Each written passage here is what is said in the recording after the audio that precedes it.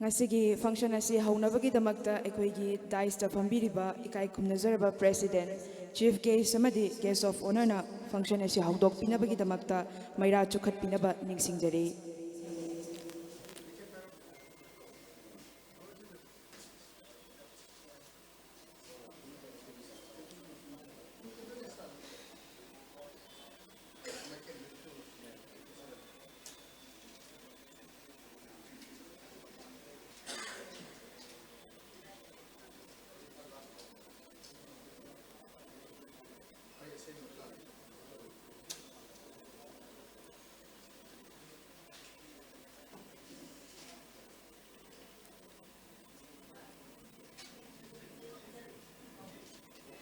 Maira chukhatpa loiraba matungda hazek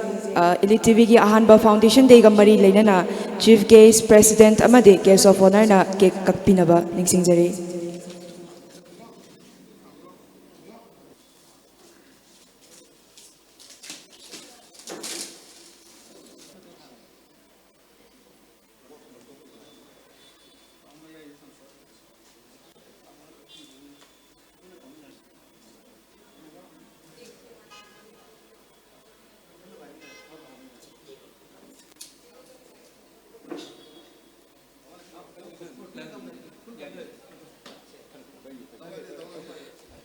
Mayam kuba ahoba makuminasi.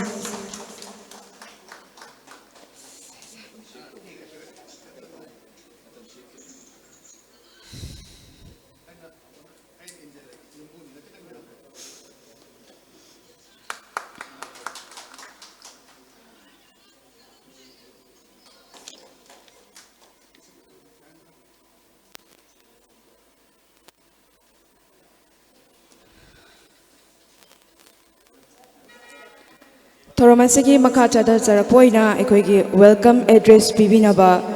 ELITETV gi executive editor Sir Norenbu enkhatpiraknaba ningsingjari.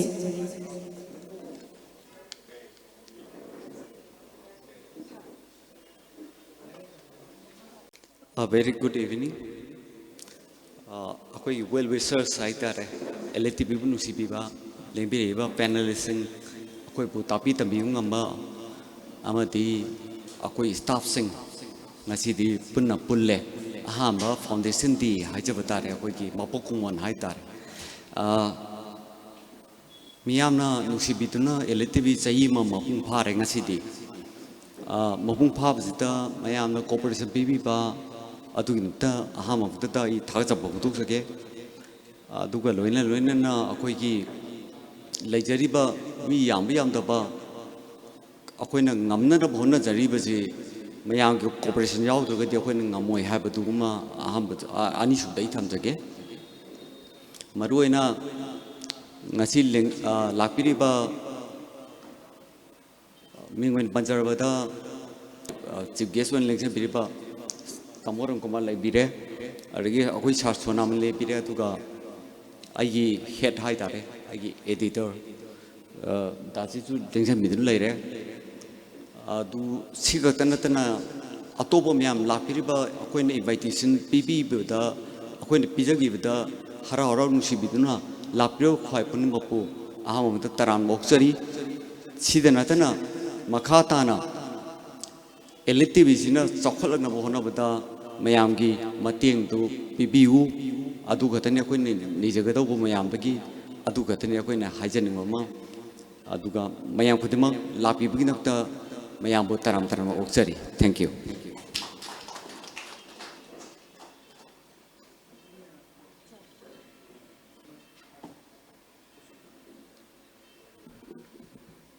Makhacha thajarakpoina khoigi panelist singbu khudolpot tambinabagidamagta ELITETV gi editor Sir Ningombabu nenkhatpiraknaba ningsingjari.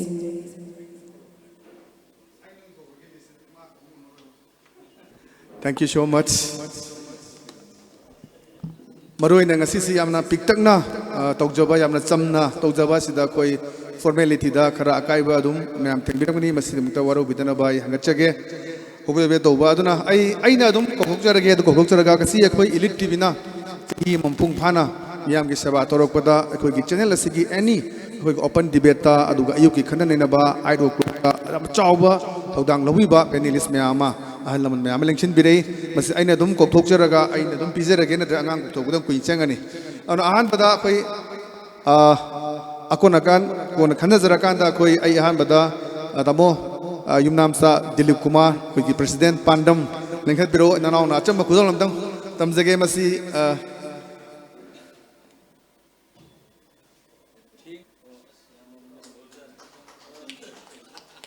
ꯑꯩꯅ ꯑꯗꯨꯝ ꯀꯣꯛꯆꯔꯒꯦ ꯑꯗꯨꯅ ꯃꯊꯪꯗ ꯑꯩꯈꯣꯏ ꯇꯥꯃꯣ ꯙꯅꯕꯤ ꯂꯥꯏꯁ꯭ꯔꯝ ꯇꯥꯃꯣ ꯂꯦꯡꯁꯤꯟꯕꯤꯔꯛꯁꯤ ꯌꯥꯝꯅ ꯅꯅꯥꯎꯒꯤꯗ ꯃꯇꯦꯡ ꯄꯥꯡꯕꯤꯕ ꯏꯌꯥꯝꯕꯒꯤ ꯑꯗꯨꯒꯨꯝꯕ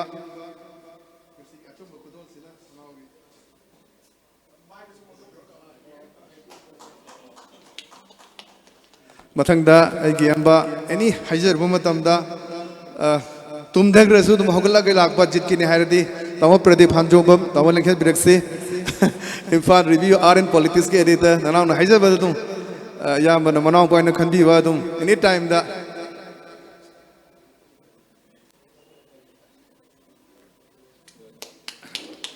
ꯃꯌꯥꯝ ꯈꯨꯕꯥꯛ ꯑꯃꯃꯝ ꯈꯨꯕꯤꯌꯨ ꯑꯗꯨꯒ ꯃꯊꯪꯗ ꯑꯩ ꯀꯣꯊꯣꯛꯆꯒꯦ ꯑꯣꯖꯥ ꯆꯤꯡꯂꯦꯟ ꯃꯩꯁꯅꯥꯝ ꯊꯦꯡꯉꯁꯨ ꯁ꯭ꯀꯨꯜ ꯊꯤꯟꯗꯧ ꯂꯩꯔꯁꯨ ꯑꯩ ꯖꯤꯠꯀꯤꯅꯤ ꯁꯤꯗꯤ ꯌꯥꯗꯦꯅ 8:30ꯗ ꯊꯤꯟꯗꯣꯛꯎꯔꯒ 9 ꯅꯪꯅꯕ ꯑꯗꯨꯝ ꯆꯦꯟꯕꯤꯔꯛꯄ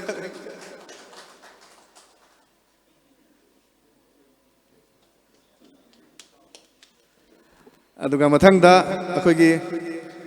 ꯑꯊꯧꯕ ꯑꯗꯨꯝ ꯋꯥꯀꯤꯡ ꯆꯠꯅ ꯑꯗꯨꯝ ꯂꯝꯕꯤꯗꯒꯤ ꯑꯗꯨꯝ ꯑꯣꯟꯂꯥꯏꯟꯗ ꯑꯗꯨꯝ ꯌꯥꯎꯕꯤꯔꯕꯅꯤ ꯈꯟꯅ ꯂꯩꯅ ꯇꯧꯕ ꯌꯥꯗꯦ ꯑꯗꯨꯅ ꯊꯦꯡꯛ ꯌꯨ ꯁꯣ ꯃꯆ ꯏꯞꯁꯥꯒꯤ ꯚꯥꯏꯁ ꯄ꯭ꯔꯁꯤꯗꯦꯟ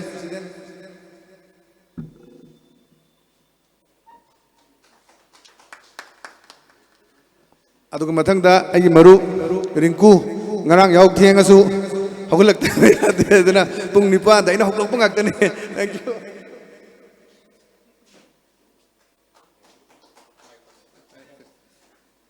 ꯑꯗꯨꯒ ꯃꯊꯪꯗ ꯑꯩꯒꯤ ꯑꯣꯖꯥ ꯀꯣꯔꯧꯁꯨꯅꯤ ꯅꯨꯡꯗꯥꯡ ꯄꯨꯡ 12 ꯇꯥꯔꯀꯥꯟꯗ ꯃꯦꯁꯦꯖ ꯊꯥꯈꯤꯗꯣꯏꯅꯤ ꯑꯣꯖꯥ ꯍꯌꯦꯡ ꯑꯌꯨꯛ ꯌꯥꯎꯕꯤꯗ ꯌꯥꯗꯦꯅ ꯑꯗꯣ ꯍꯣꯏ ꯍꯥꯏꯅ ꯈꯨꯝꯃꯛꯀꯗꯣꯏꯅꯤ ꯂꯦꯡꯁꯤꯟꯕꯤꯔꯛꯁꯤ ꯑꯩꯈꯣꯏ ꯑꯣꯖꯥ ꯀꯣꯔꯧ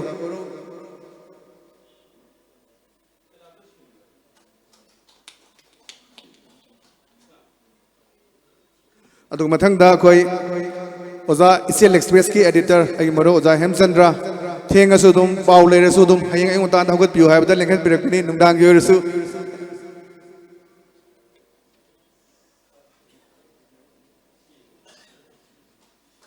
ꯑꯗꯒꯤ ꯃꯈꯥꯁꯤ ꯃꯔꯛꯇ ꯑꯩ ꯀꯅꯥ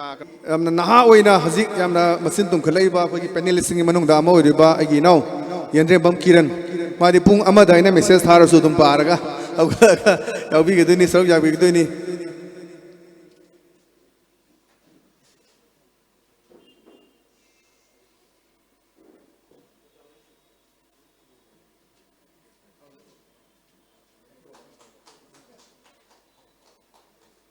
ꯑꯗꯨꯒ ꯑꯩꯈꯣꯏꯒꯤ ꯃꯔꯨꯑꯣꯏꯅ ꯑꯩꯈꯣꯏꯅ ꯁ꯭ꯄꯦꯁꯦꯜ ꯏꯟꯚꯥꯏꯇꯤꯁ ꯑꯣꯏꯅ ꯀꯧꯖꯔꯨꯕꯗ ꯍꯔꯥꯎ ꯍꯔꯥꯎ ꯌꯥꯕꯤꯔꯛꯄ ꯇꯥꯃꯣ ꯑꯩꯈꯣꯏ ꯍꯣꯔꯇꯤꯀꯜꯆꯔ ꯑꯦꯟड ꯁꯣꯏꯜ ꯀꯟꯖꯥꯔꯕꯦꯁꯟ ꯑꯗꯨꯒ ꯃꯣꯃꯥꯒꯤꯁꯨ ꯄ꯭ꯔꯣꯖꯦꯛ ꯗꯥꯏꯔꯦꯛꯇꯔ ꯑꯣꯏꯕꯤꯔꯤꯕ ꯇꯥꯃꯣ ꯗꯦꯕꯗꯠꯇ ꯂꯦꯡꯁꯤꯟꯕꯤꯔꯛꯁꯤ ꯑꯆꯝꯕ ꯉꯁꯤ ꯑꯗꯨꯝꯕ ꯏꯂꯤꯠ ꯇꯤꯚꯤꯒꯤ ꯑꯍꯥꯟꯕ ꯐꯥꯎꯟꯗꯦꯁꯟ ꯗꯦ ꯑꯁꯤꯗ ꯏꯌꯥꯝꯕꯒꯤ ꯑꯗꯨꯝꯕ ꯁꯄꯣꯔꯠ ꯃꯌꯥꯝ ꯑꯃ ꯇꯧꯕꯤꯕ ꯑꯗꯨꯒꯤ ꯑꯆꯝꯕ ꯈꯨꯗꯣꯜ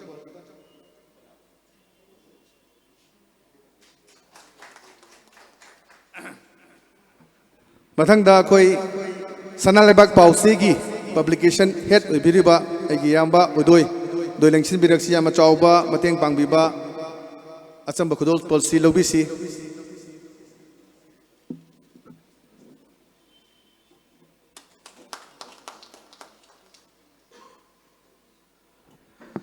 ꯑꯗꯨꯒ ꯑꯩꯈꯣꯏ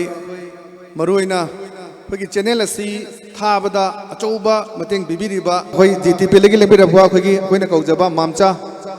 ꯂꯦꯡꯈꯠꯄꯤꯔꯛꯑꯒ ꯅꯅꯥꯎꯅ ꯑꯆꯝꯕ ꯈꯨꯗꯣꯜ ꯄꯣꯠ ꯑꯃꯇꯪ ꯇꯝꯖꯒꯦ ꯃꯁꯤ ꯍꯔꯥꯎ ꯍꯔꯥꯎꯅ ꯂꯧꯁꯤꯟꯕꯤꯌꯨ ꯃꯦꯃꯣꯔꯤ ꯑꯣꯏꯅꯕ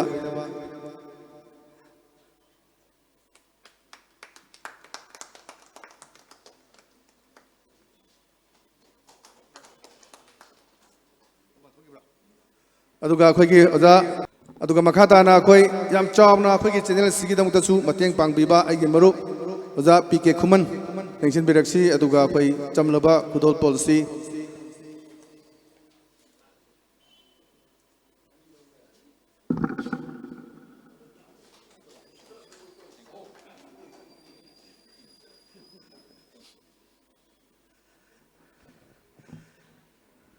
ꯃꯈꯥ ꯇꯥꯅ ꯑꯩꯈꯣꯏ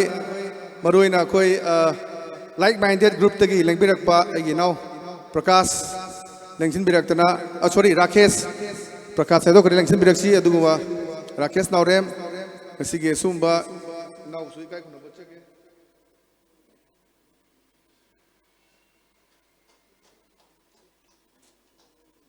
अदुगा LMG की मैके दगी लेंबिरकपा आइगी सिनुपी देविका सु लेंसिन बिरो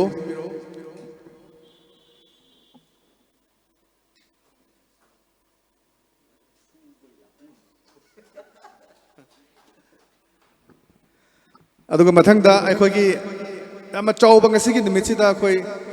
moyombu recognize piba aduga akhuna su invite tawjaruba yamna manipur gi isang thobasing marakta oriba akhoi gi babylin lengsin biraksi achumba foundation bi gi kudon policy lobinaba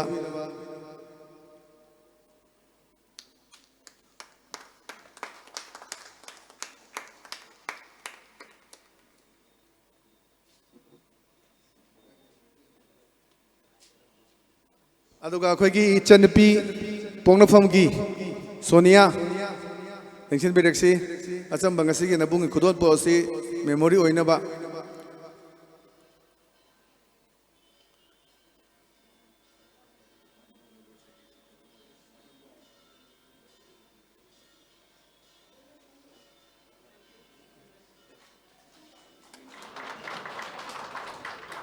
अदुगा हजिकता लेंबिरकबा आइगी now नुसीबा मैमना diamond radio की James ने खंबीरेबा अंतंग लंगसेबुदी फमद्रिङेदा खुदोल पोजियान पियोरगे दु फमबिरो ग्यान ताना please welcome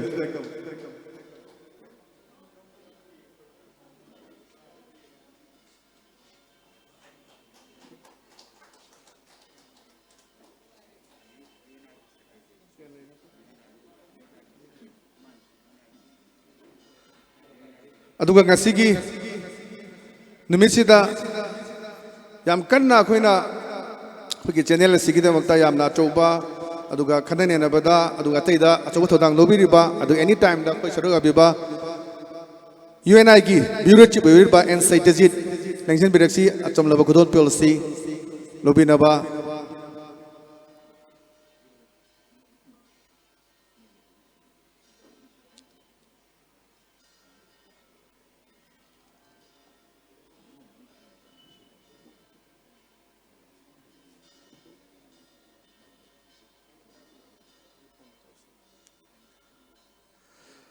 मखा तारकपसिदी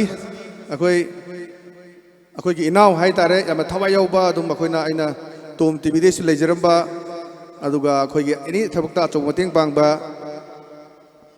आइगी नाव किरण लेंखन बिरक्सी अदुगा चमलबा खुदोल policy लोबिनबा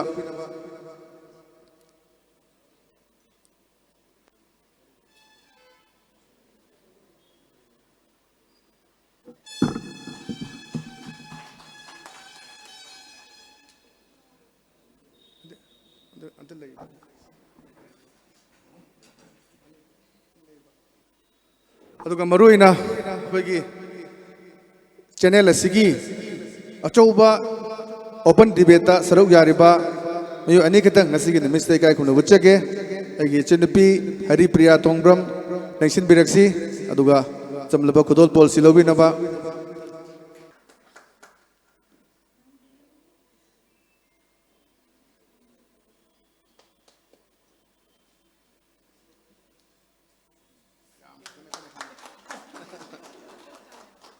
मथंगदा आइगी now यामना हजिक ELITETV दा यामना मचिन तुंगलेबा कोई मणिपुर की अर्नाब हाइरा खंगनेरेबा इनाउ प्रेमम लेंखन बिरक्सी इनाउ न हजिक तौथरको मैम से हजिक मणिपुर की अर्नाब गोस्वामी ने ना कन हाइनेरिबनी जी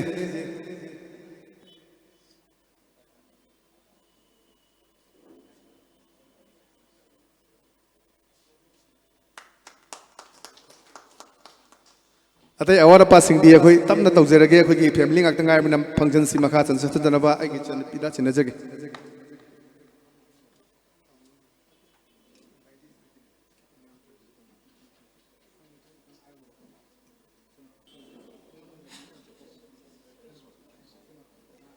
ꯊꯧꯔꯝꯒꯤ ꯃꯈꯥ ꯆꯠꯊꯖꯔꯛꯄ ꯑꯣꯏꯅ ꯑꯩꯈꯣꯏ ꯄꯥꯟꯗꯝꯒꯤ ꯄ꯭ꯔꯦꯁꯤꯗꯦꯟ ꯌꯨꯝꯅꯥꯝꯆꯥ ꯗꯤꯂꯤꯞ ꯀꯨꯃꯥꯔꯕꯨ ꯋꯥꯍꯩ ꯈꯔ ꯊꯝꯕꯤꯅꯕ ꯅꯤꯡꯁꯤꯡꯕꯤꯔꯛꯅꯕ ꯅꯤꯡꯁꯤꯡꯖꯔꯤ꯫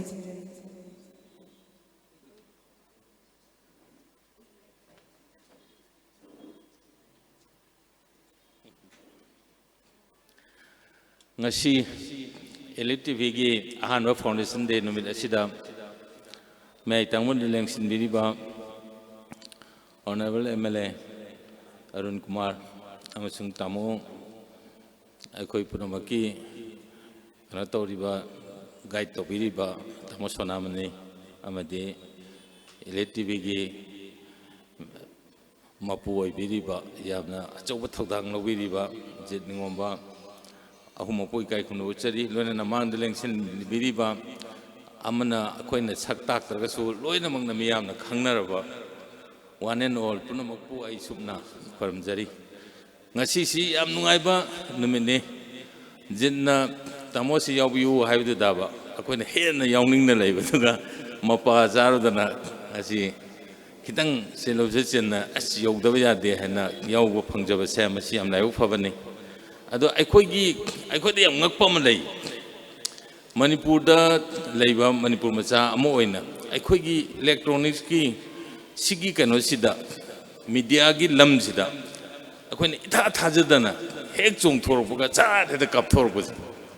se ahan da ISTV pau pa ba si kamaina tawdoino ne sibu mayam ga chana ga ne ke dogada ne kaina akoida yam nungnang jaba yam khanlaga lerambado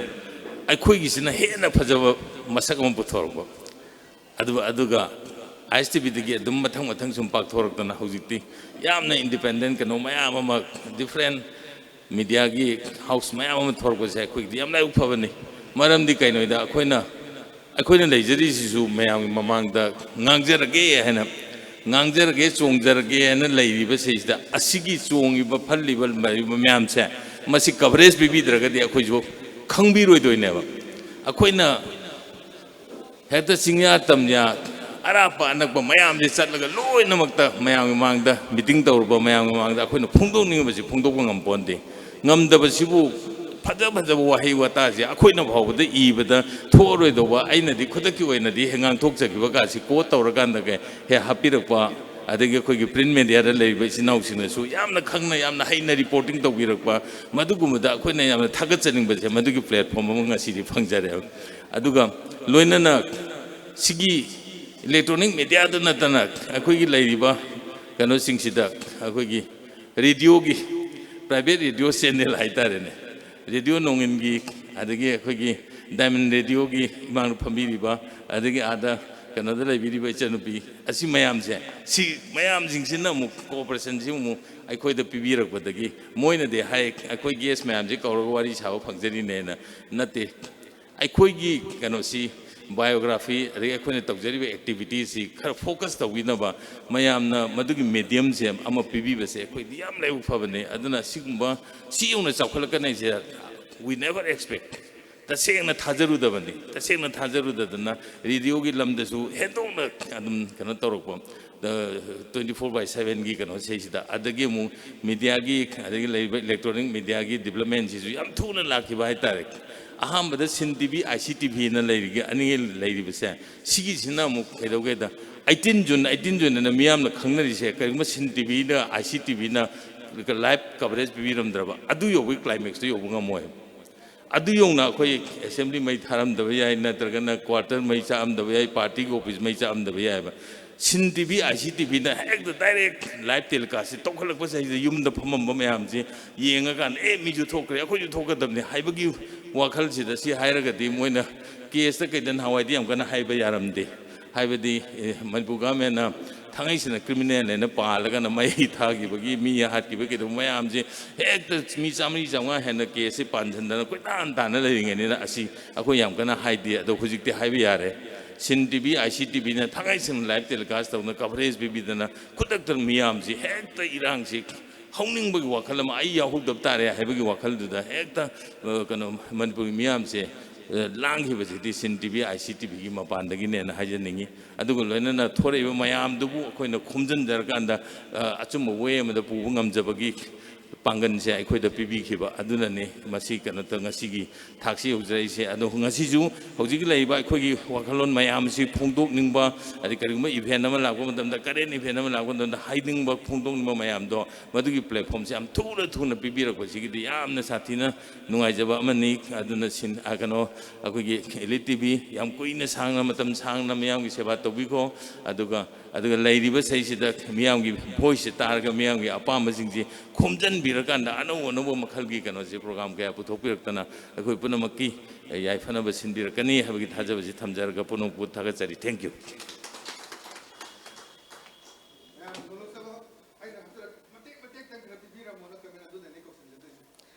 ꯊꯥꯒꯠꯆꯔꯤ ꯁꯔ ꯊꯧꯔꯝꯒꯤ ꯃꯈꯥ ꯆꯠꯊꯖꯔꯛꯄ ꯑꯣꯏꯅ ꯑꯩꯈꯣꯏ ꯃꯌꯥꯝꯅꯁꯨ ꯍꯦꯟꯅ ꯁꯛꯈꯪ ꯃꯥꯏꯈꯪꯅꯔꯕ ꯁꯣꯁꯤꯌꯦꯜ ꯁꯥꯏꯟꯇꯤꯁ ꯗꯣꯛꯇꯔ ꯙꯅꯕꯤꯔ ꯂꯥꯏꯁ꯭ꯔꯝꯕꯨ ꯋꯥꯍꯩ ꯈꯔ ꯊꯝꯕꯤꯅꯕ ꯅꯤꯡꯁꯤꯡꯖꯔꯤ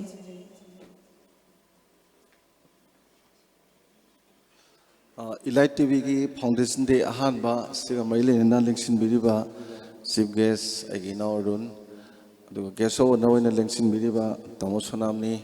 अदु प्रिसाइड तो बिरिबा गे मरो इकाय खुमजरी लेंसिन बिपिरम उनसु इकाय खुमजरी ngasi gi se khoi phammi ba mayam si manipur gi di mana loi mai ni lei ngak tari na ai anau mai hapsar roi wari umtang li ga tokchar ge Buddhism की याम फजबा इना मोई dictum sum पावदा थेंगना बने गौतम बुद्ध का मागी disciple Kharga मरुभूमि the desert sum चटपा अदा कोमजी याम तौ जान कोमजी पारे जान तौ अदा माई disciples ना हंगे बुद्ध ना कहीं किनो कोमजी याम तौ रिजे अदा बुद्ध ना तब ना है पने सिदा लेरिबा कोमजी तौ रगा इसिंग फंगदबा मथंग दमुक तौबा फंगदबा मथंग दमुक तौबा फंगदबा sum phangdabadagi yam tawgibane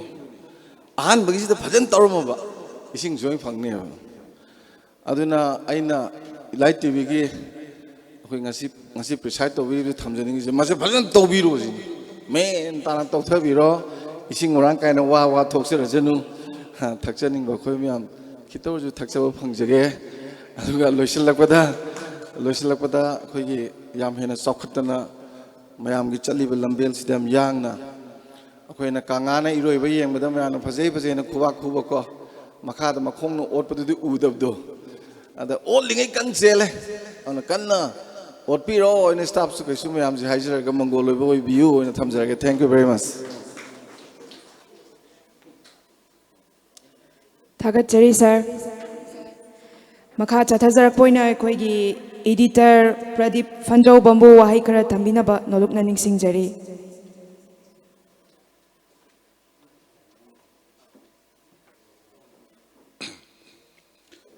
We daisling biriba dignitaries aduga ai collection ngasi si yam nungai na met hai tar khoi ELITE TV na smaina che hi ma complete tawre hai busida adaina yam su matam lojero mi ngang do so alam ni na aduga minute sentence amani solution de hai ELITE TV hai ma tholok pusi aina uja badi khoi new age revolution media revolution tholok revolution to kwai sida awana nang doi ni nang go so anu change am lak sigi tangkak nen lojage ina aina dokan sida aduga akoina yenga sida manipur ngati ke sunate prithvi ge tholai ni akoina hana traditional media si bese phram yaure tasena si ba ji saktam on gi ba hai tare akoina haji guardian london guardian thup chalani haire online chalani haire new york times stay tara matna pizza stay tara ready yaro ina ba eno ko gi advertisement me aslo ma internet ma migrate to pre adu internet si akoina magi ano si saturation point yodri ene chokol ge darin si akoi 4G lere the 5G la kan da di akoi cinema download to was second kharadam to ni ga hai bi am thu be hela ka doin adra sulo be te magi hai jang hai plateau ri yo na mai di technology chakla ka doin na ano technology is da hai me am thenai je khwai di wa na thenai ba se ka no hai ka sa koina han leisure ba traditional media sana internet on jan ga thenai ri ko na challenge sire monopoly sana dai google ga facebook ga mo ha ba changi ba kam ku moi monopoly sana dai ba samna ra koina ELITE TV gi su rungai me na koina internet sang kan sida independent ad phangaroi when google kan changa google ad subscribe to ga na amazon gi moi samle ai kawar me kan to maina ada subscribe to ga moi di machum jabon le de ba sigi kamai to na thwai gi have si prithvi na to la na ma to ri to se na ada new zealand na ta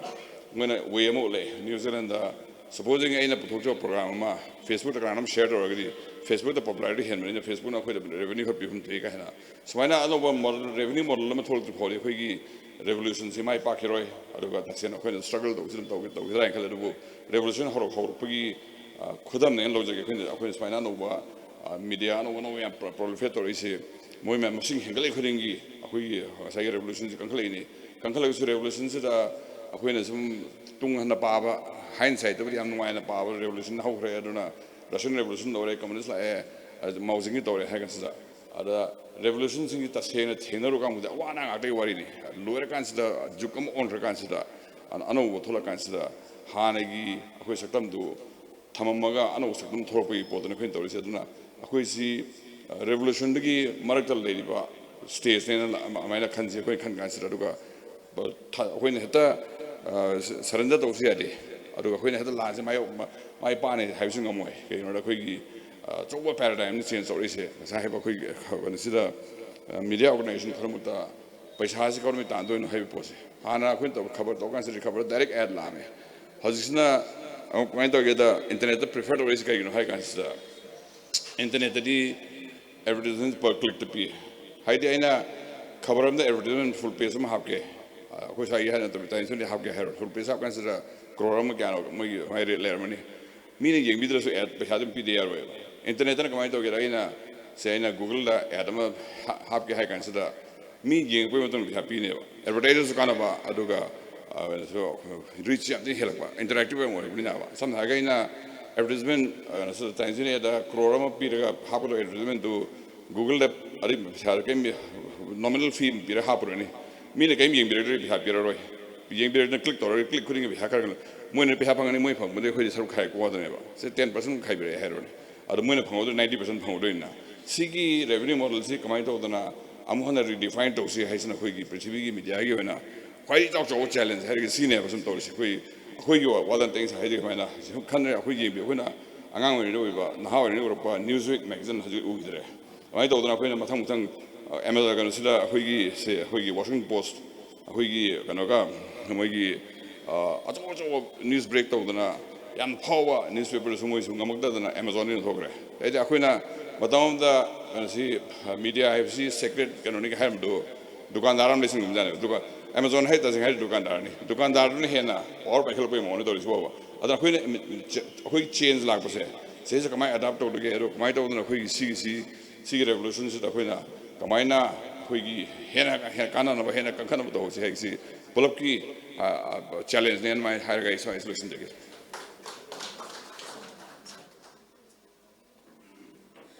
Thagachari sir Thoramgi makha chathajarak poina aikoigi mayamna sui kai khumnazaraba poknafamgi senior journalist Sonia Soreng Bambu wahai tentakna amani thambinaba ningsingjari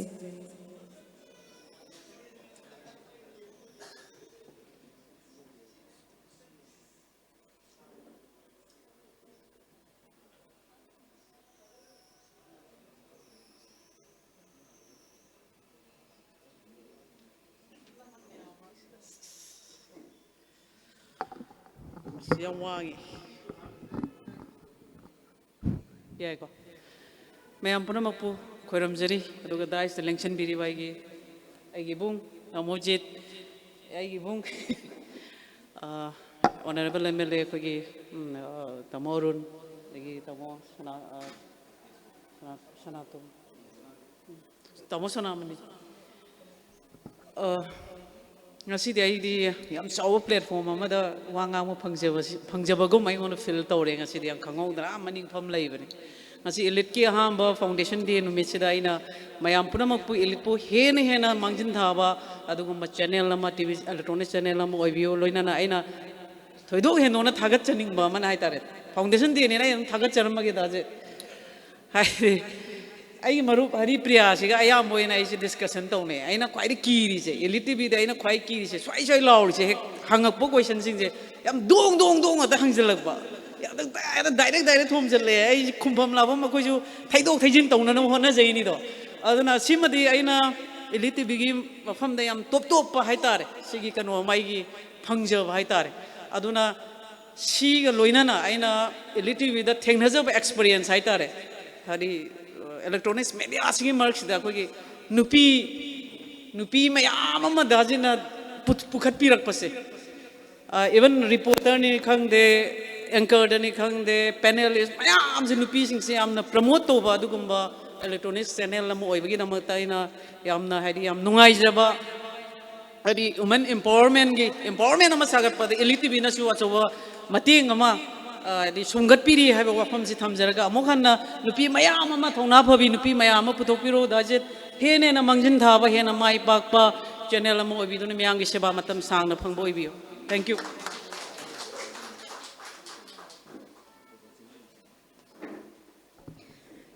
Thagachari ma'am koigi makha chathajak poina mathangda koigi Diamond Radio gi James Haikru Zambu tentakna wai thambina ba ningsingjari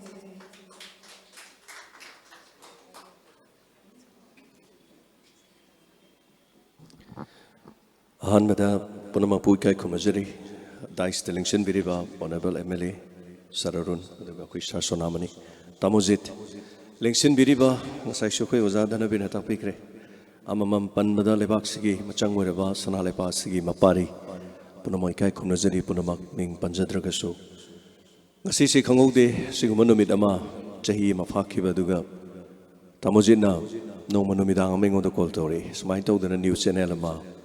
Nayambagi samaina leire haiden khoi tamoji gi saklon si ISTV Tom TV matang tamo saklon si na roibo oiresiko ngasai hongdong jin tobudi khoi de nungai tabam su yam leijai haitare manungi oibo wari na thonga laga su ngasai ko khoi gi oza da bin haibiba taukiba khongban lamada yamna luna tawrei sing phangna ba tobira kanda na haibiba aduga yam fajaba wafam da nupi reporter mayama ngasai su panbiram mang da panbiram badu tasengna am nungaijai aduga mating laiba reporter yamna darkar leiri haujik tonga ba TV channel sing leire haibabu leidiba channel sing asida aikoigi reporter masing yambagi tangai fadaba ground floor da jat yamna torpagi sigumagi ujaning ba amadi uhanjaning ba kyamarum leijari as a radio channel amoina khina su radio gi maikadegi tawbiya ba tawjari aduga radio na tawbiya da ba TV na tawbiya ba TV channel na tawbiya ba sigumba kaya marum sina sigumba sina lebak si oiba kaya marum da mikap thona na ba duga issue kaya da mari leina ba da issue base oina khana ne pa discussion tonga ba kya si hojik ti masina maram oira kan dai lebak si da khwaidagi chawba mit pang na bagi machakama khana nai na ba khoi masen achumba kaya khangmina na ba amadi khoigi amagi marakta inot hamna na bagi wafam ngasai mamang do ja mana thambiramba sin TV amadi ICTV na video footage sing ulam dragadi June 19 da chawba irang ama thom da be haisi matam da yam irang oina leki ba wafam ta seng namaki TV channel ani maksigi mechin bhawba pu ki bagi awana khoi matam du da ta ja hoi matam du da koi chu private channel mo oina hangaga TV channel ama aisa gi oina khoi tawjarami yam kana thobal da so thagachari thamujit na matam du da haibi ki badai gi simi khite yam han biu haidana diamond gi leijari ba YouTube channel da mi lak kahunga makhai aduga Facebook page da lak mari khare hena leibasi leijari ba gi subscriber mayam punamakta numidang ama ina thoga haijai please subscribe ELITETV channel nonga kuda mi listing mari lerame matam da mi chani khang lebda listing mari lerame mathang le 25000 yoki yam nungai ba phauki so sumaina tawdana hena chokot poi bio duga ELITETV gi manung da leibiri ba reporter oirabasu technician oirasu leibiri ba mayam punama tabak ama thokpade pen da khara di loina leigani khajiktang shawbadagi TV channel yame haidana hongdong tawbagi thabak se khajiktang lepiraga tamojina soirasu ama tawrasu khara ngakthong action tawrakanda hena phajaba saklon hongdaba thokpadi som tholoksanu aduga leiriba singsi hena chawkhananabagi maikai mada kitang ngakthong action tawrakanda tamojit pu khara nungsibiu khara support tobiu long live ELITETV thank you so much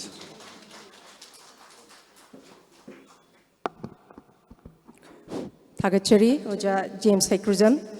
and I Maraktagi Yaujavanina once again a very good evening. Kwigi Thoramasi Makacha Tazaboina Kwigi Oja Singlin Warobiroi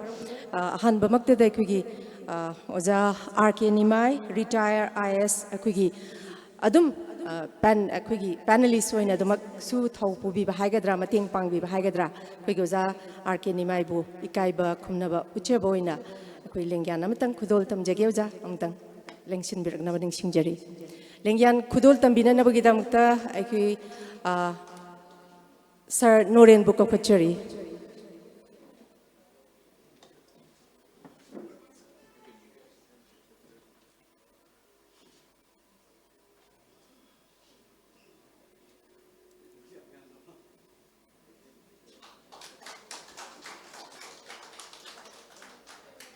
Thank you very much, Hagachari. Thauramasi makha chatha jaboina. Ikai Kumanabanatik Charaba, Oja Chinglen Mestam, Economist, Manipur University Bu. Thauramasiga Mari Lenana, Tentakna, Warol, Kazakhtang Tamina Nabaning Shingjari.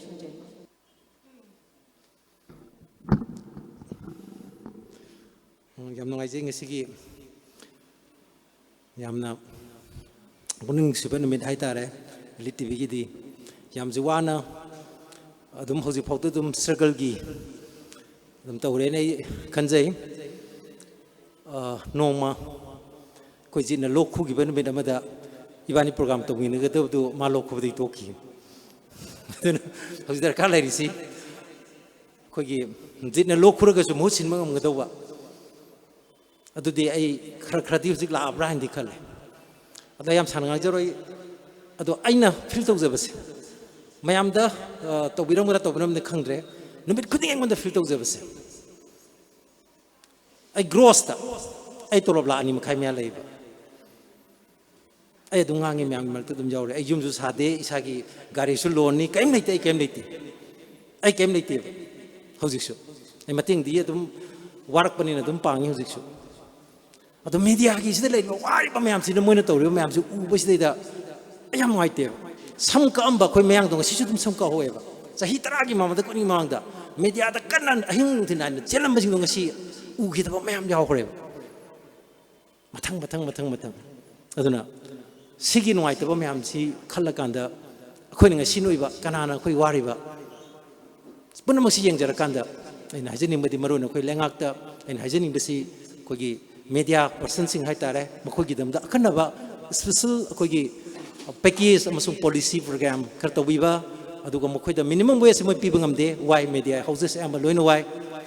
mo survival gi hona bade am ya sathina why adu media gi workers sing kogi magi reporters sing aduga even scenario ba koi editor sing tolo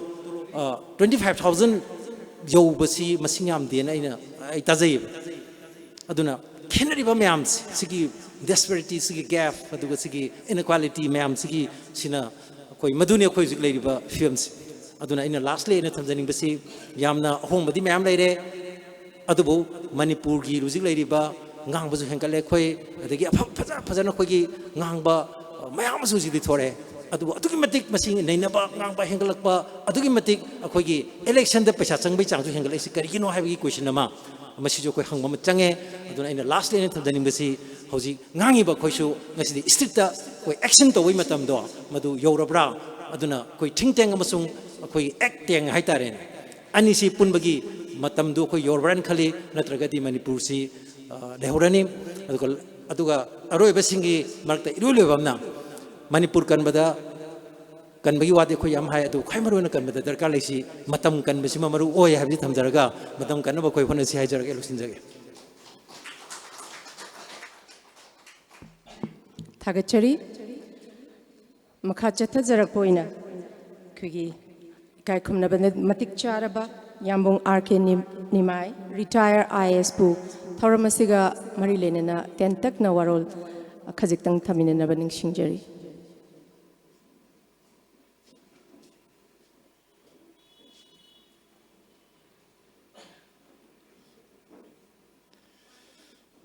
Okay, that is the Lingson Biriba. Kai Kendragi, Honorable MLA Arun Adugoza Sonamni Jit Mang the Lingson Biriba Marumapang Sinoponama Hamadana Kurumzeri. I the Kadang Jitadar Roy and Kala Laxam, Kadang si Ayuk the Pungani Makai, Nutin the Pung home, the Kadang Tada, Subas in Nara, whenever. Adana. Akoigi Kangong de Jitki ELITETV si Chahi ama Mahung Parak basi magi inauguration dasu yaujaki innovative waiba thabak khara dum tawi English ki discussion ga kariga tawba tawi de hojik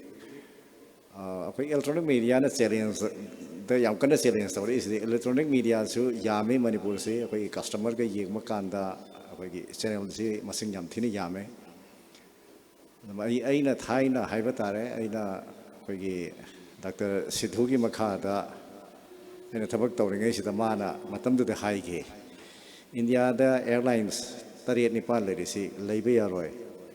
3ꯗꯒꯤ ꯍꯦꯟꯅ survive ꯇꯧꯔꯣꯏ ꯍꯥꯏꯅ ꯑꯗ ꯃꯥꯅ ꯍꯥꯏꯕꯁꯤ ꯑꯗꯨꯝ ꯆꯨꯝꯃꯛꯑꯦꯕ ꯁꯨꯃꯥꯏꯅ ꯇꯧꯗꯅ ꯑꯩꯈꯣꯏꯒꯤꯁꯤ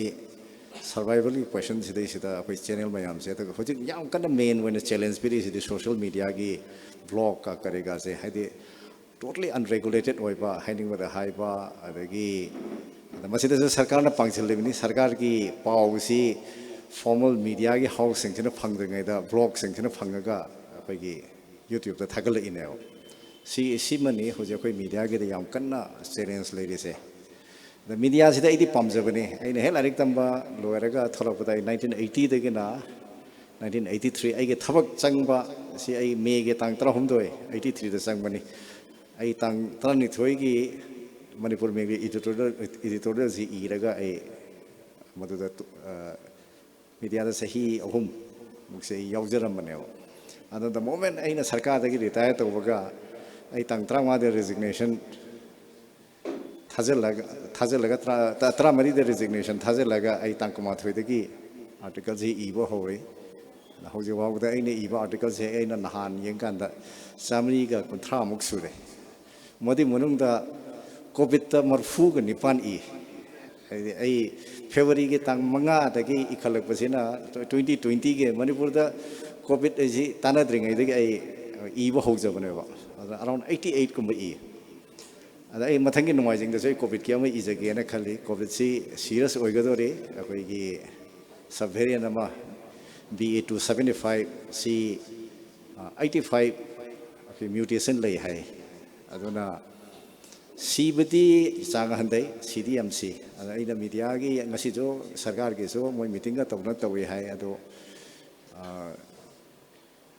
अखोई की सरकार की जो तौफम थोकपो मयाम अमा तौबा अदो सर्वेलेंस की दा असोइब खर लैख्रेना अइना खंजै अदा मदु सो अइ पुथोग इगे हैदना हाइदि सरकार नदी हम सावी जितसु अंदर थ्रेट निको माना सर्वाइव तौरीसे अदगी अखोई कलमनेस अमसो वरी सासी हैदना अखोई अंदर थ्रेट ले अदुना अखोईगिना मीडिया की इसिनाउ सिंगसी अंडर ट्रेमेंडस प्रेशर नि होजिक लेदिसे अखोई सरकार की साइड तगी आइगी युमदसु खबर मै थारमने आइने इरोबा आर्टिकल अमगे अदो आई बुद्धि थोइदोना सरकार की कैसे खंद्रे कहोदा आई मियोबगी पुंसी की लोरे आई थबक तौरे इसा सिंग लारिक तंबो लोइसले अदना आई अदगाम कन्ना बॉर्डर से तौद्रेबा अदुगा अखोइगी मीडिया दा इलेक्ट्रॉनिक्स मीडिया के दे लेरिसी अखोजिक अखोइगी चैलेंजेस मयाम से फेस तौबदा आई दम मीडिया हाउसिंग सी खरा अदम मुट का तौ माले एलिट सिटी मुतबो ओइसनो केनोदा जितना याम वाना होनेजे एंड इनोवेटिव आइडियाज मयाम अमा इनकॉर्पोरेट तरगा तवी अदना आइना लोसलपदा हाइजगदा बिसी एलिट टीवी सी मपांग कन्ना तुम कोइना सांगना हिंगबो ओइबियो अदुगा तोलोक के वादे हाइको मनादे योमबने आइना कलम इरिसी खबरम दे इब कलम बुदी आइना प्लेयर्स पोलो एडिशन दा आर्टिकल अमा फोंगबना पैसा हेले सही अमदा अमखक फोंगबदुना पैसा सी हेलेबा आइना सही अमा सिदैसिदा हप्ता खुदिंगी 52 इबसिदगी यूएसए की मैगजीन अमदा आर्टिकल अमा फोंगबना पैसा जे थीने हेले ऑलमोस्ट डबल टाइम्स फंगे अना सेनगिदी मणिपुर दे सेन लैते सिदी पामजबगी तौबनी अदना एलिट टीवी से मंगोलोइबो ओइबियो अदगा अखोइगी competition से survive तौरगा याम successfully survive तौबा ओबियो discussion की करिगी दा दम लोइना मक ताब नवाइरे अना मदुगी more focus तहनिंगबा अदम लेजै अदा discussion सिदा मणिपुर दा आइदी discussion जादक से लौजद्रबने कनोदा top topic ama tore subjantai type ta ngang basi mina taning dreba ai bhongna taning draga anda ai na ngang si mina taning amaroi hai na ki ba ma phawre ba adana anything under the sky da ai na khang da ba area da bhawda akhoi gi mobile da mi laga akhoi gi wikipedia da tawraga basan ji thatharak basidi akhoi gi nuai dreba adana akhoi panelist mayam da sune aina appeal tawjari se aina khangdaba topic tadi yari gaidi akhoi sangum si aina khangba area du da madu sangsi natragadi every TV channel gi discussion gi caliber si sum hantar padana tawi any aina sim yang jaba ayam bani akhoi establish oiraba channel singa sum tawi ba aduna kana akhoi Manipur dadi we have got very limited resource person later ba adama masigi si khari yengbiyo jetna masigi invite tawo matamda hedi magi area magi domain expert sing do yaraga tawraga di khara hena discussion ji numai gani anaduga last ta ELITETV si yam pangan kanna hena khomang chawkhan ba oibiyo aduga sida leidiba staff sing ju yamna puksen khojen tinana ELITETV si chawkhan ba hona biyo haijaraga mayam da khorumjari.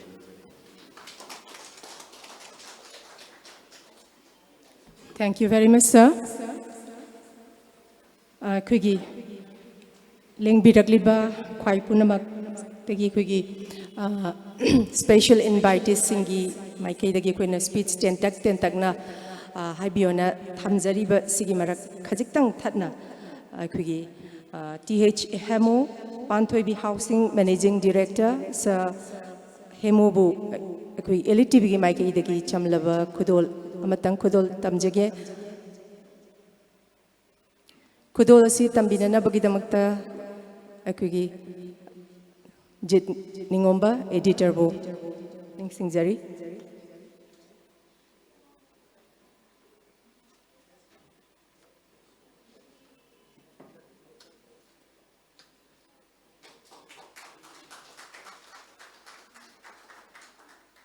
Thank you very much. Tharamasi makha chathajaboina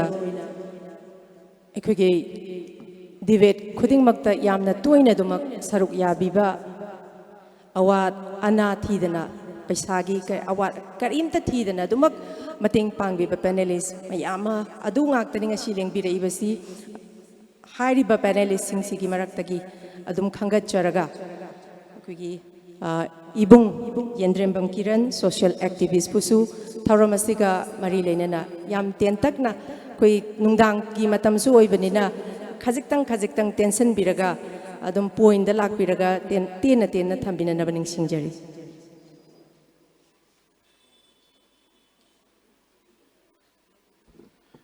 ahan mo tada asige sumba ahama foundation de gi first member election be mai election be ba yamba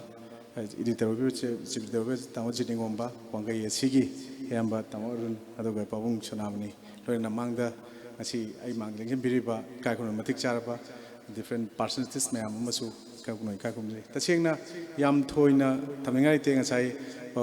keno tawo akeni mai na ngasai mo akeni mai na hai gi mai koi panelist soina thokko singsi hojiti yamna threat aso mayam ama koina ngangning ba singdu koina freely leibakini na khalaga ngangba aduga thamba wafam singsida ngasai gi koi pawong ko haibdo nangna laludragadi sawai kai daka lege nangna laluragadi nangi sawai hak leite do khandaba mi mayam ama thole ngasi de duna ai koi du pressure mayam lei ngarang na handa kuidri numi 13 wai koi SP office yaurui koi ELITETV da khana ne na ba amaga atopa channel da khana ba ngi maram da oira kanda aduna yamna summaga su yamna hena ngang ba yade haibe pot amada ngasi di koina citizen case su pan ba yadren supreme court lai grabina koina article 19 clause 1 sub clause a je exercise to no khona bada freely koi citizen sing ji pi da aduna sai ta da na haiba mafam sung toro ising phang de ko haina om lai na ko koi mafam chama da phut amam sum ising to ba am ta phang de mafam mo ka phut cham da pulo doctor ri soin phang ne na ta da hai da poto ai supplement to jaka na student jage aduga koi di ta seng leiwa ki na miyam gi oina haiba natraga haitaba khangdaba khangai miyam ama koiju koi ngangam daida tanaba nainaba itomdagi oiba ngamdaba jaga yorokpoda dum thi dabana te adu Manipur di panel ju masing yamde aduga tasengna khut thek pada koi tamadana bihogam ba yam dil hogam tamad chinglen leiba takoroi leiba mang le yamung akir mai leiba sum koi khara tamud project phang leiba sinatana manipur da ahangi jaga da kana yor gam tiang biu naha de koi amani mangai athoba la mai chakre aduna smaina leiba sina koi na su kitang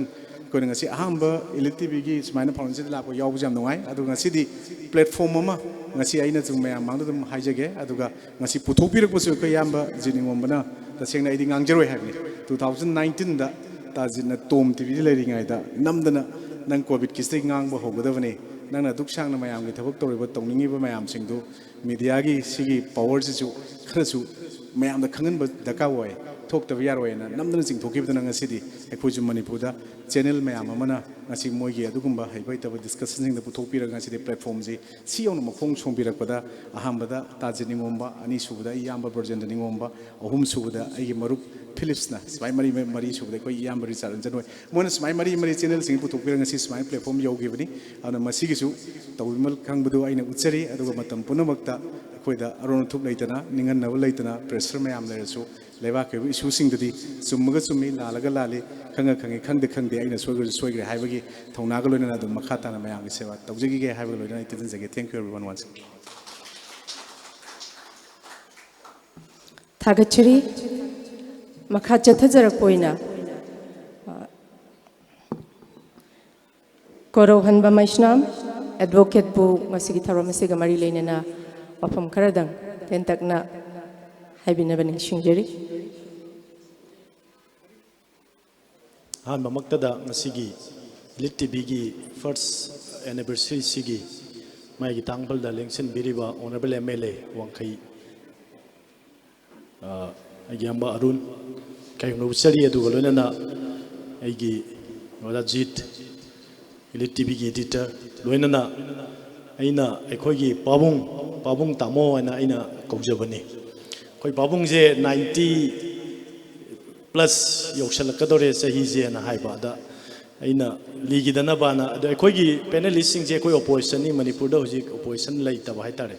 the opposition leader je koi pabung tamo sin hi sona mani se kai khun do chari aduga aigi di thoidong hayang leijade matam kenu su leibani adu aigi matam tarak pase sida ina amak panjaning bang lei bai tare aina ELITETV ahanba STV dagi yam nganna sum aigi oiba topic kharada aigi logi lamje sum ngang ba haujarak matam kharada haujarga adu ELITETV de hek lak matam dagi ELITETV na chauba kaino masu aingonda platform am su pb khibadona tawi adu aina hojik panjaningi ba amakak aina yamna palam da ba adaba amakak haitaragadi aigi hek ngangna bagi haidi open debate ki numit hek thokpase aigi sanupi yamna mayamna kana ngangi haidina haibi keno je hekta taba haita haripriya je hekta taba ngasi jo aina khale ba haripriya amtam tadradi ai raw krok ba haripriya tadradi ngai ne khan mani ngasi jo dum taba haita kari gino hai kan haripriya na haibasi koisi direct ta haiwon haiba haita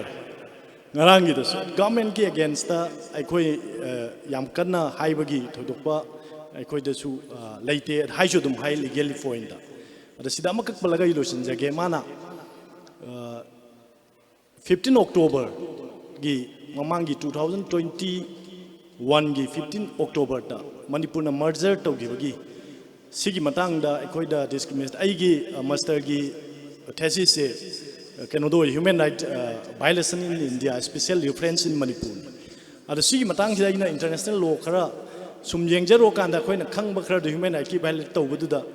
ELITETV khaktana haide yam kanna masida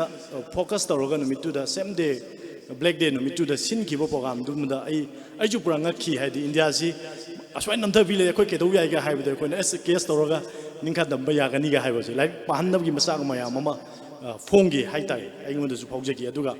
ekhoina sum logi field da sum leijabani na practice tawjarakpada ahen ba maya mama ELITETV gi amadi atop TV channel loina magna ekoida lai hena pana bagi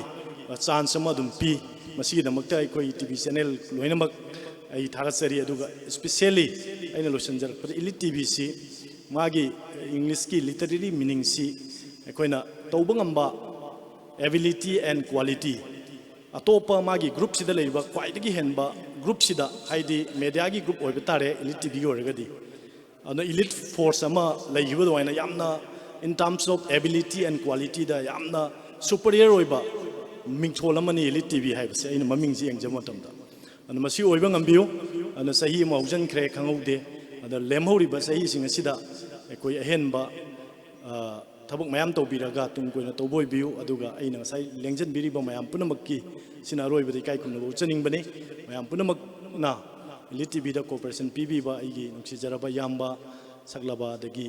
सिनाव ma'am अमना Elite टीवीदा cooperation पीबीबसे मकातान दुम पीबीगो आइसु मकातान दुम खर ngamba खर दुम मतेंग पांगजगे इलिट टीवी मतम सांगना मैम थबक तौबो ओइबा ngamsino हाइना ताइबो मपुदा खुरुमजरी मैम पुनमक खुरुमजरी Thank you very much, Hoja Korau. Thagachari, loina na Hoja Korau na panbiramiba, warol kudingmak makha chathana ELITETV na punabak manglan oina mangphau na bangamba adugumba makhagi channel makhak oijege haina lengbirak liba khwai punamaki maphamdagi ikokno na khurumjari amka na thagachari makha chathajarak poina aikhugi panelist ki lagta adum Hoja Korau na panbibado ai yamna dong dong ngangan ba adugumba anchor amakak oijabada yamna paabada yam nungai jaba hai tare adugumba panelist amani ibung khumukcham rinku editor Imphal Times pusu thoromasiga marilenana tentakna wahai manga tara dang phongdok pinabaning singjeri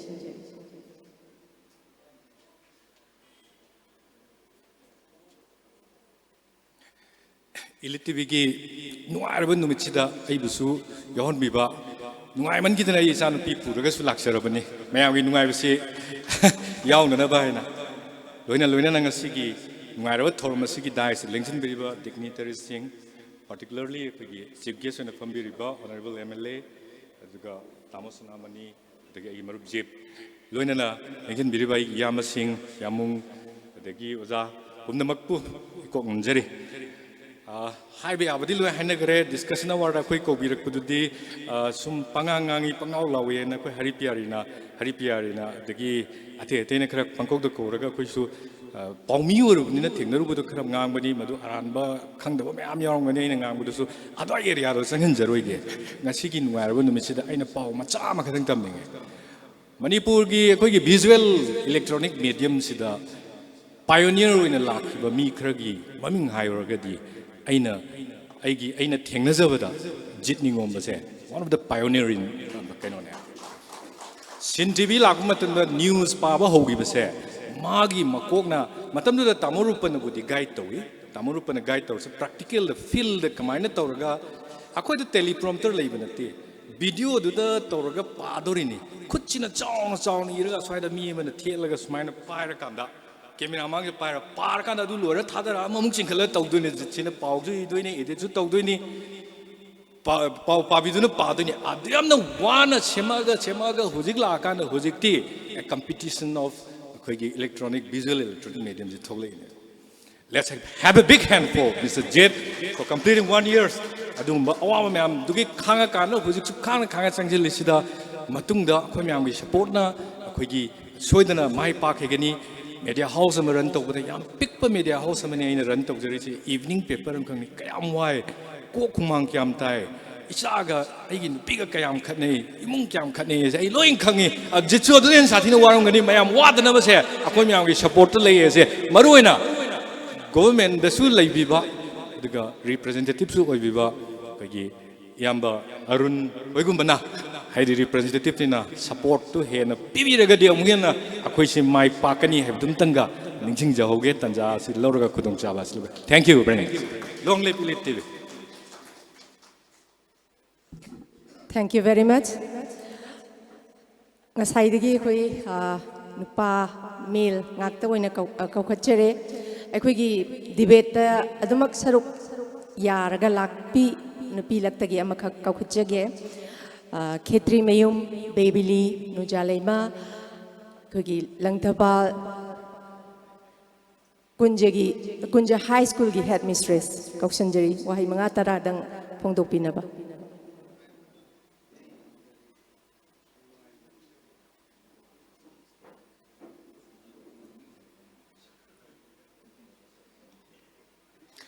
ꯂꯦꯡꯁꯤꯟꯕꯤꯔꯤꯕ ꯈꯨꯗꯤꯡꯃꯛꯄꯨ ꯏꯀꯣꯛꯅꯣꯅ ꯈꯨꯔꯨꯝꯖꯔꯤ ngasi ELITETV gi chahi ama surakpa ahanba foundation day happy birthday ni pokhiba numit ni happy birthday nimita mayamna tongan tongan ba maongda wish to biragli aigi ifam dagi su ELITETV first happy birthday matam chupada ekoi gi irei baga sida yamna mara jet ba media house samoina miyam gi thogal phangbo oibiu mang da lengsin biriba ikai khumnajariba ngasi gi chief guest president amadi guest of honor busu ikai khumnajari taseng na harabada tongan tongan ba platform sing da masak na haraba oza guru kaya gi mang da leptuna ngasi gi singuba numita wahi ma phongdok chanabagi tanjama aigi ita haripriya na pibiba taseng namak nungai je kalak suni e yamna nganga abrai na khanjabani adubo mang da lingsin biriba yamna manipur gi masak nai ba heavy weight ngak ta laibani na kari ngang ka dabno hai da pakat pa phauze yambung ni mai na mang da pham ba yamna ki jaba phaujabani yambung gi article mayam ma pajaba tawira pa thabak thorum mayam ma amamam to oina haijadraga su oza dhanabir naga imang da lingsilaga kari haiga dabno khaluba da yamna wajabani adubo ngasi gi nungai raba happy birthday gi numit sida first foundation day of ELITETV ayhagna aigi hek mangda anchor oina laibiram begi ita haripriya se anu maktada manipur gi tongan tongan ba lamda thabak tawiriba nupi laktagi athoi bini haina ai ngasi mayagi mangda haijaramge loinana aigi itaubi sonia na su panbiram baduni tamojit ningomba manipur gi media housing da yamna media gi pioneer oina thabak tawbirak patamona ngasi ELITETV da nupi oibising gi achoba platform ama kanduna tongan tongan ba reporting gi lam da boiro news reading gi ram da boiro media gi house is da maximum nupi employees e mana promote to bi base tasing namak nupi amoina sautok se masigi da makta su tamoda thagat pa wahi phongdok chare nupi gi mahut sinjaraga marak marak da aikoina nupi laktagi nupi gi akogi social activist gi mingthol ga pibidana topic akhana ba khara da wahi khara phongdok chanabagi debate matang pibiba tanja pibiba yamna nungai jai adubo akogi ikai khumnajariba respected sarni ayambung ne koi yambung ni maina bhabuda toina toina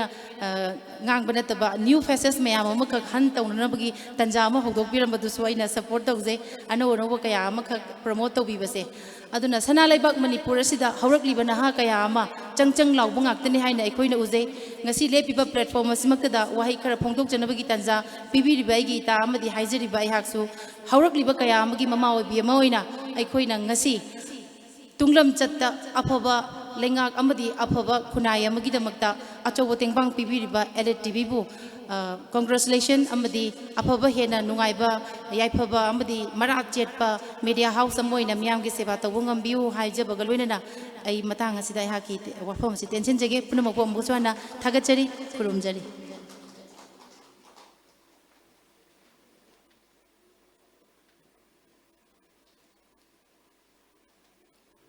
Thank you very much. Akogi ngasigi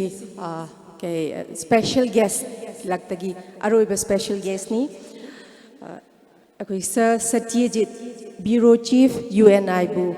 warol mga taradang phongdok pinabaning singjari.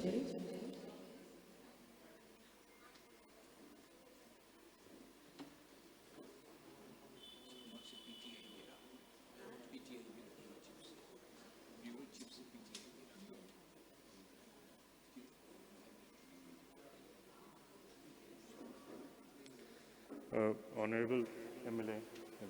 Editor, happy birthday, ELITETV. Kagi mayam na doon ang bikra. Kaya nang si ay na hajaning base kagi sa tamang party na sutan bikiba. Print media se hojik outdated pore hojik se. Aruna electronic media sa hojik jik thoi boche hojik jik ubo poche. Sina oba power to ramina. India की वजह से powder मसी command regulate तो वह दगी है बस बस हज़ी फजल नहीं थी मसी से अदुना हज़ी यमुंग से ले बिरी कोई कमिटी से हमने कोतना कमांड कमांड तो वह यार दगी है से कोई मैम यंग करने यंग से ले अदु तुंगा फ्यूचर से दी ELITETV टोम टीवी सी मैम से ले हो गई नहीं है जहाज़ रखा thank you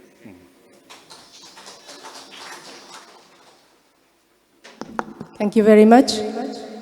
program asigi marak thatna aikugi like minded group na mingoina panjarabada Rakesh Naurem publicity secretary like minded group LMG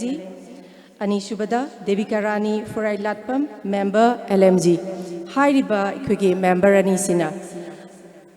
aikugi Elite TV da khudol tamgani haina ngasigi aikugi foundation day sida lakpibagi damakta ikai khunajaba uchabaga loinana dais thakta kaukshinjari punamaki mafamdagi ahoba khubak amakhaktang nizari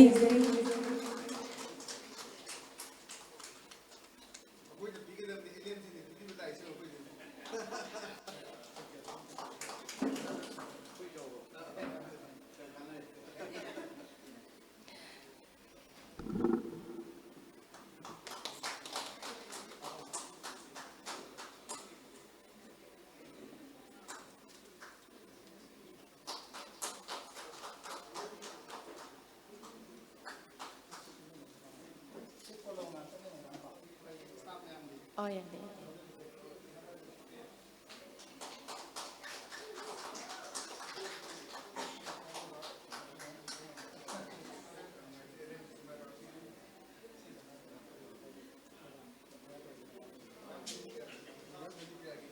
Oh,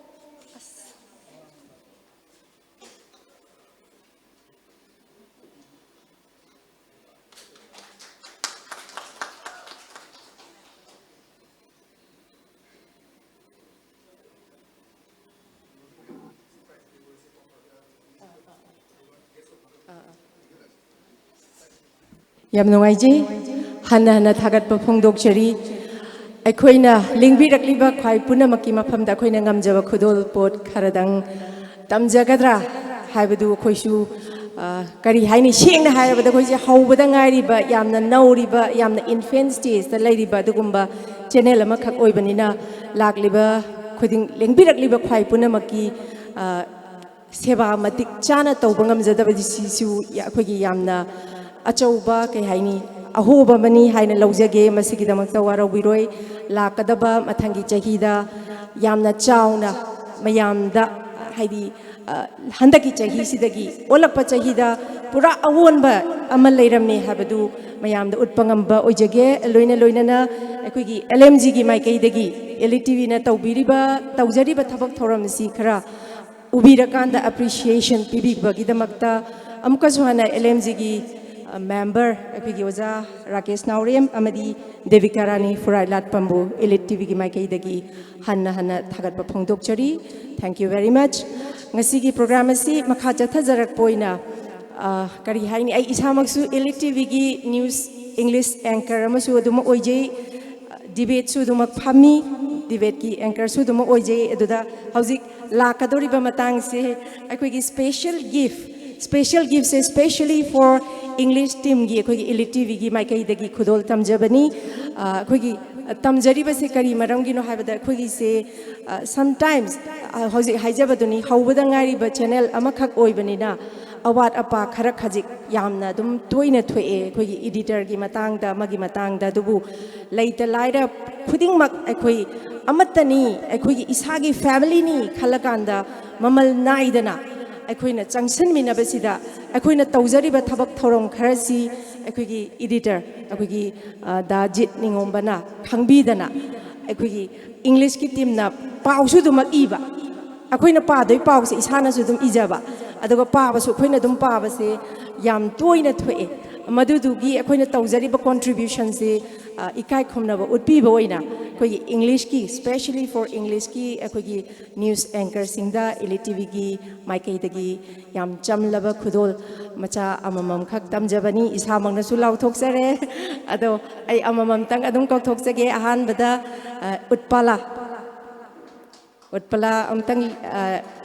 thokpiraga da akoigi ngasigi chief guest na hairiba gift asi amtang handover tawina baning singjari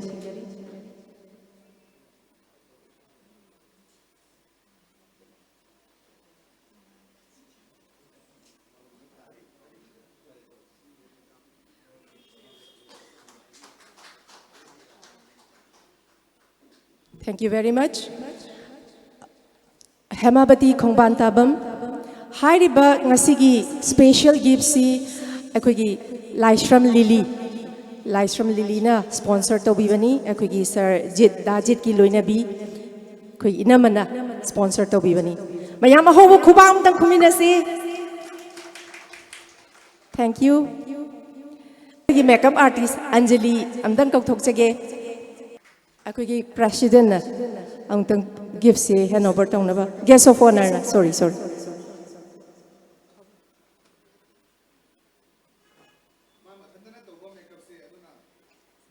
Whole Aquigi Lady Nupa Nupi, Loin Maxima, Tom than a Tobani. I don't know. Mayam, a hope of Kupagamatang, Anjali Damakta, Nijari. Thank you very much. How's it, Matang? I am wouldn't talk again. Hari Priyatung Bram, news anchor, English news anchor, debate anchor. Thank you.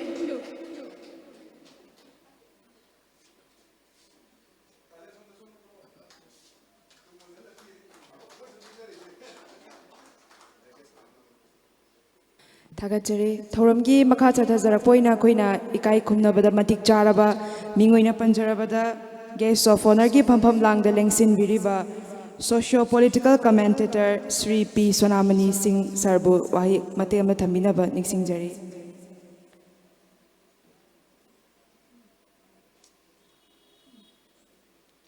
Ahan Maktada Ikai Kunurban, Gasigi, ELITETV Mapu Kumun se Chahima Pare, Layuk Yam Fay, Kuharoji, Media Sim Manipur, the Kam Chokali,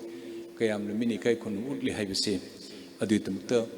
Editor in Chief or Managing Director, Sri Jit Ngon Babu, Aina Kok Nonen Kramjeri, my staff Punamak, particularly a colleague,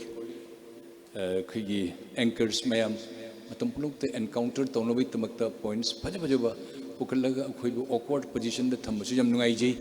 a quick preparedness like Toya Davanina, Madu say in the Kromjiri Tagachari, Nasigi Chief Guest of Viriba, T.S. Kumar, a Tamoidigi as a honorable member, also is one of my brother, in Mapus and Tagachiri, the Kok Nunjeri. Malayam the Mayam, Tabi Punapus in the Kok Nunjeri, among the Pambiriba, esteemed colleagues, the senior IAS officers. Amadi Mayam, Punamalling, Bangodi, Todukandon, Hen, Mewing Actani, Edi Yamatok Macham to Rumapandeli, German, just a small fry, picked up. Manipur, the Isagirim, the Chehum, Fumari, Matung, the Lakchavani,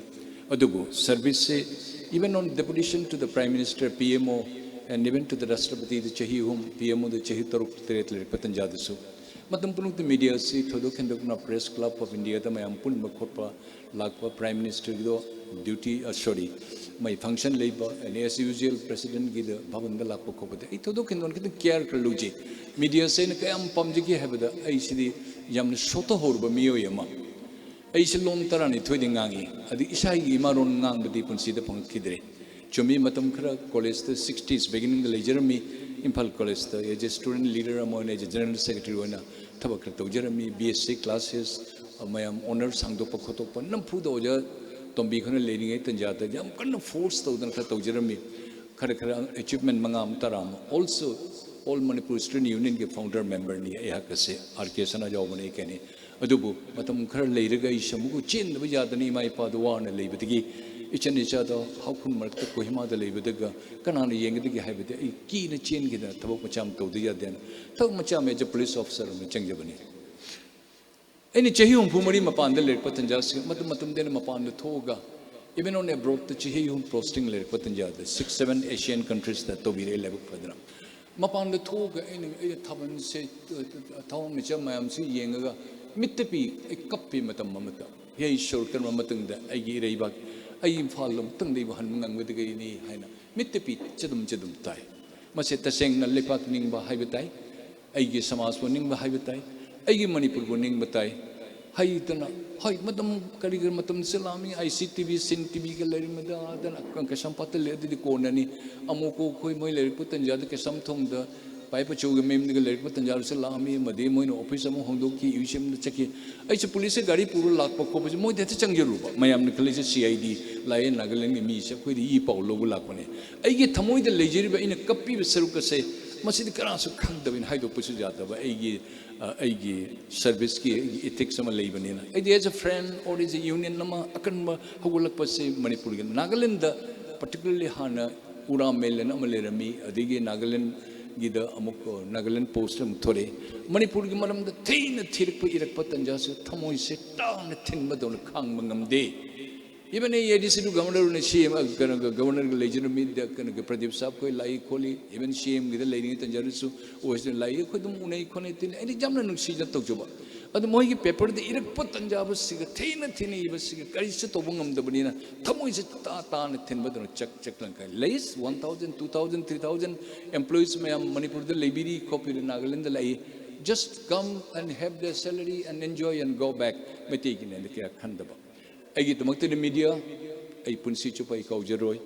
media na ai bu yamna lu na tobi ai da punsi chu pai na kok nanjeri ngasi ai as a blood cancer patient 2017 digi I am struggling but I am surviving it only because the medicines is supplied by the media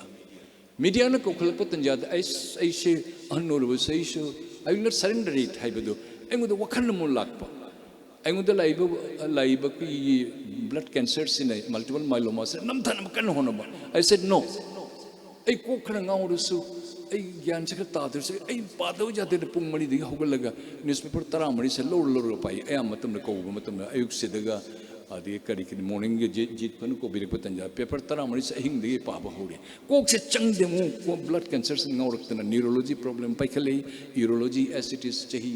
marfu sirak panina adu matawi unavoidable adi amuk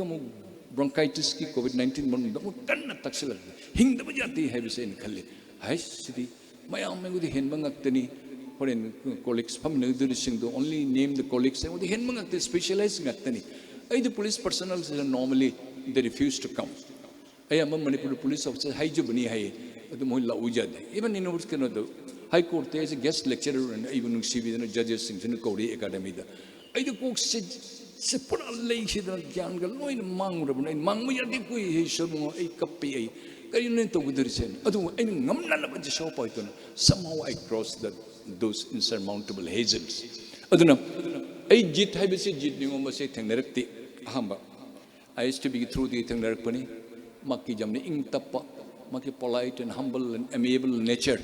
ai yam namase ai yam pami media gi mi oiba tarabadi akoi su aini Delhi da lene ta jan ang pad high five mayam puspender koi ka khelgaon da lene ba secretary general ki press club of India gi ode bo ai am tine je moi sing se I have nothing to do adu bo moi jam high five ngatani prime minister president level na wadi shabu ngatani adu moi se thengnar patanjar yam lun to joba Manipur the media sing si suk phajana sandore ba masi yam thagat chei hanadi koi paper gi phobia he se kya leitri haji bo khar wali yang biu pokna pham gi branch ma silchar gi rongpur haido aham hogulame aham badir bom na hogulame ai bu ngak pe gi pokna pham aham da bom na hogulame di ko ma poklau bi na loisalle poklau bi su phangdadana Manipur de pugriba keno khangde adu situation lakpa silchar da leiba in and around the leiba mayam town the limiti sing se pokna pham se paw hai yadaba silchar da Bengali gi jubu song ko ni paper da du da par harau jaba karine mo ne mite lebang nusi hari se ko ne mite lebang nusi hari se karino asini ai question se ba media civil importance kang da media gi of course media should maintain the credibility media should not be biased ai maram da when lampau phajani ibire I appreciate Sangai Express aina nungghar languba group amada because we are there to tell the truth as an anchor amoina koi lipstick there lepaga sajanra the gangway if not don't invite us invite tobutar we tell the truth why should we bother it let it be underground let it be the government let him the governor let him be the chief justice okay NB Ramanna I talk oftenly kangi judiciary the criticize the way they discuss. I discuss many times. Even Justice Chandrashud, Justice R.M. Nariman, Moi Madam Dasu. I speak. And why should I not? Jail chakne kari kai. Aduna median bokar piru se yam tha chai colleague mayam ai mayam di tamji have se mase ai 100 times ai mayam the aina admit tawjari ai tasengna ai Manipur gi isa gi ramdam se ere cham yam se khang da ati state ki ayam bach leiru deputation da leiru sin da ayam di khang bate ai gi isa gi language isa gi loan se ngang mang mak tabatan jada yam apan yam lakpa adu main taw na du bat ai tamjai media na ibu jokhar pi media na ibu encourage pi biri media na ibu medicine pi biri ngasi mayam na haibe singma mayam si lailu su haibe mayam scholar mayam punamak ya eminent personalities laibe punamak si mayam da kashuli to I am just a graduate only 2 class tani BA tani aibu mayam na nung sibidna kokhar pirakpa wahi amte haibu copy haiba all the civil society organizations all the ladies group ki ki LMG se any am ki Rakesh Naurim se LMG haibse light machine gun haibani aba light machine gun se amuk the minute amade ki round se cham jangai chani gum ka pa jaya ba ma se chumna ki semi automatic rifle SLR gum AK47 nati ma se kayam kapak nei pugi ki ba adu he is an honest man akoi world mete council ko chominer mi akoi tokchei akoi na akoi hakchang ngam dedna India ki mayam akoi ki unit mayam purga chatna khotna mite mayam ke 29 states ki mayam pulga ai isa man president on chihitara mu pujaram mi mite mayam kram punsi khoji up to some extent successful loy Nagaland ahamba jit haibse mana kari harke bu ma ki president ga secretary na mane BK Singh Biren hai mare nati khamba urbane ne adi amana president dubu jit ningsang biriba khamba gi matam da president ormado masakar noiraga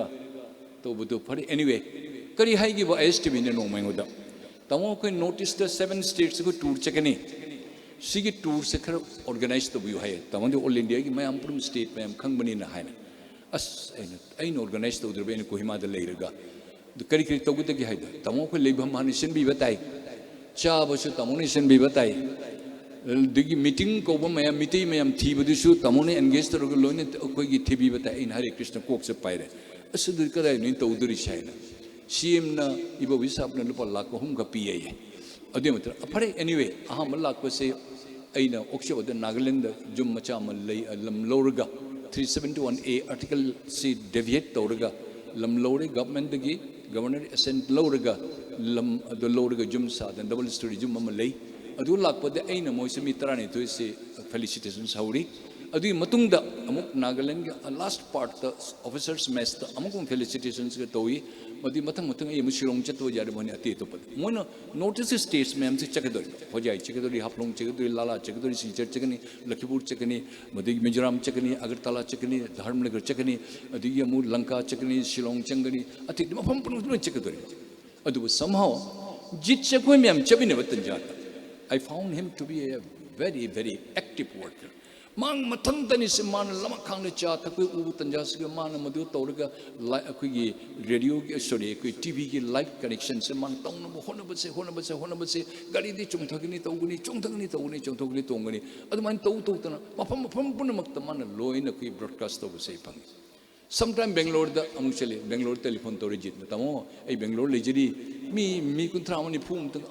amtung mem kombiu ne ai kari mo particular subject lakchum asil no ma jing sunati irai no min kram to sige ai na hide tamo to video yadri ai Bangalore telephone to meti cha mem moi mi kun thrani phum ko raga mitara ra kun la ko mare adu la ga ma kam interaction to wi adu na mak se mapam pam chalu puna mak se jet sige mak si ang po jam active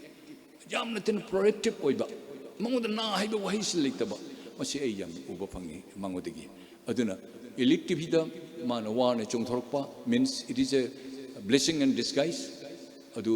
mayam gi marakagi mana thodu khendu na ELITETV se man pokalak pase till date angakpada mayam pokali he is a very popular gentleman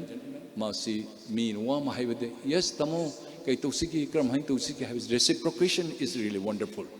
ashini kwaidi the media to this yes media high faidi am lay adu media should not be purchased media should maintain credibility media should have a courage to point out akoi bitambi bitamakta ai din han paper men tara mani di yengun ai man the front line the iran ngai gedaba I would have been more glad to see adu to birakte pick pin ere when pol khar chaune ere ati paper am tv rakte achum badiri isham ai community ama ine attack to bane noin to rise lali noin to rise ma se committee ron se namdhare meter ron se ma se chinghat pe haidana adu main to adu media se yam important ni ai even any mapon chapter media say yamna respect ojay yamna kanute I pay my due regards thoduk hendok na kari han in pamjeruba in tamjeruba ai taseng na tammi Manipur ta mayam panelists mem ai gi inau sing ai icha sing ai gi colleagues sing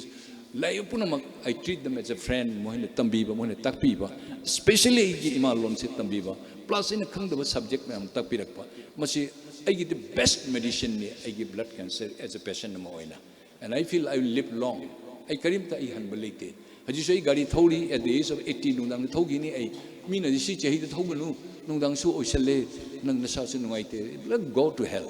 I am well who said I am suffering from any disease aduna blood cancer thungi haidana yamna serious disease na khan bi gano take it easy ai don't let it shooted booted kra wire ga su lau ke doge tawre pun le ma ma man thale le pra khin ken to no ba mi na khra jing no ba ti oh adi mi na khra jing adi ai se hida gum ni phange dra ai se I can live long hai beto aduna ELITETV ai gi request ai gi suggestions and ELITETV hai ju ki bodo ELITETV da yamna ma thoi shok ngam no wa na le bida manam kramain to sigen tor ko tanja siga man har ko ai no wam tang hai gi ELITETV da ishon nang bi indorok pase nang na toluk pase it's a blessing and disguise mapu oiru cho hai da nang tharak pane only further request is that never say that you are tired jit never say you are tired you go and run never say you are tired adun ngasi CPM de lai he's a mass popular gentleman maki nupisu maki lady wives as good as he is adun media mi mako ko badi he has to be a popular man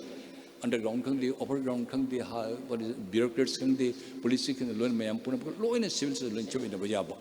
aduna ai amukamu han haijege long live ELITETV aduna never give it up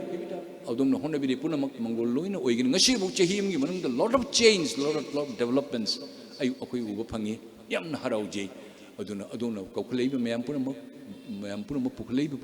puna subject puna it is really wonderful and Manipur the media se samna hajirga yes print media se khaji kharge tang she hengti hengale adu electronic media se na namat bugum tori ban mi se wamal labani na electronic media thoke hangdoga ek jing badani heta moina action gi bhap ta lak padiga but that doesn't mean that okay print media okay can even Rinku I appreciate him masana masagi paper hodogani and hodog yes he is a brave man and we want okay naharon puna asumai mioi amani like okay jit like okay Rinku thokraga okay ishani sa hodog will stand in our own leg and will prove that we are capable of handling any situation and face any situation I will do I tagache to ELITETV your friends may ampuna I respected widely respected Arkin myself Senator Reyes and my colleagues others my ladies and gentlemen and the staff of ELITETV especially thanks goes to our chief guest matam kaituk ni lapiriba and also special thanks goes to president who is presiding and the managing director of ELITETV Queen Punsibu Oiru, my Paku Oyu, Atishu in a Chapulapo Oishanu, okay, ma'am, the best wishes, lay have something short the Krom Jeraga, I Matanga City, I be the loger again, Krom Jeraga. Tagachari Pabung, Thoramgi Makata Tazarapoina Koina, Ikai Kumna Badamatik Jaraba, Wankai Assembly Constituency, Chief Case Kipambam Lang, the Lengsin Biriba. Honorable MLA Mingwina Panjarabada Sri Thangzam Arun Kumar Bu Wahi Kara Tambinaba Ningsingjari.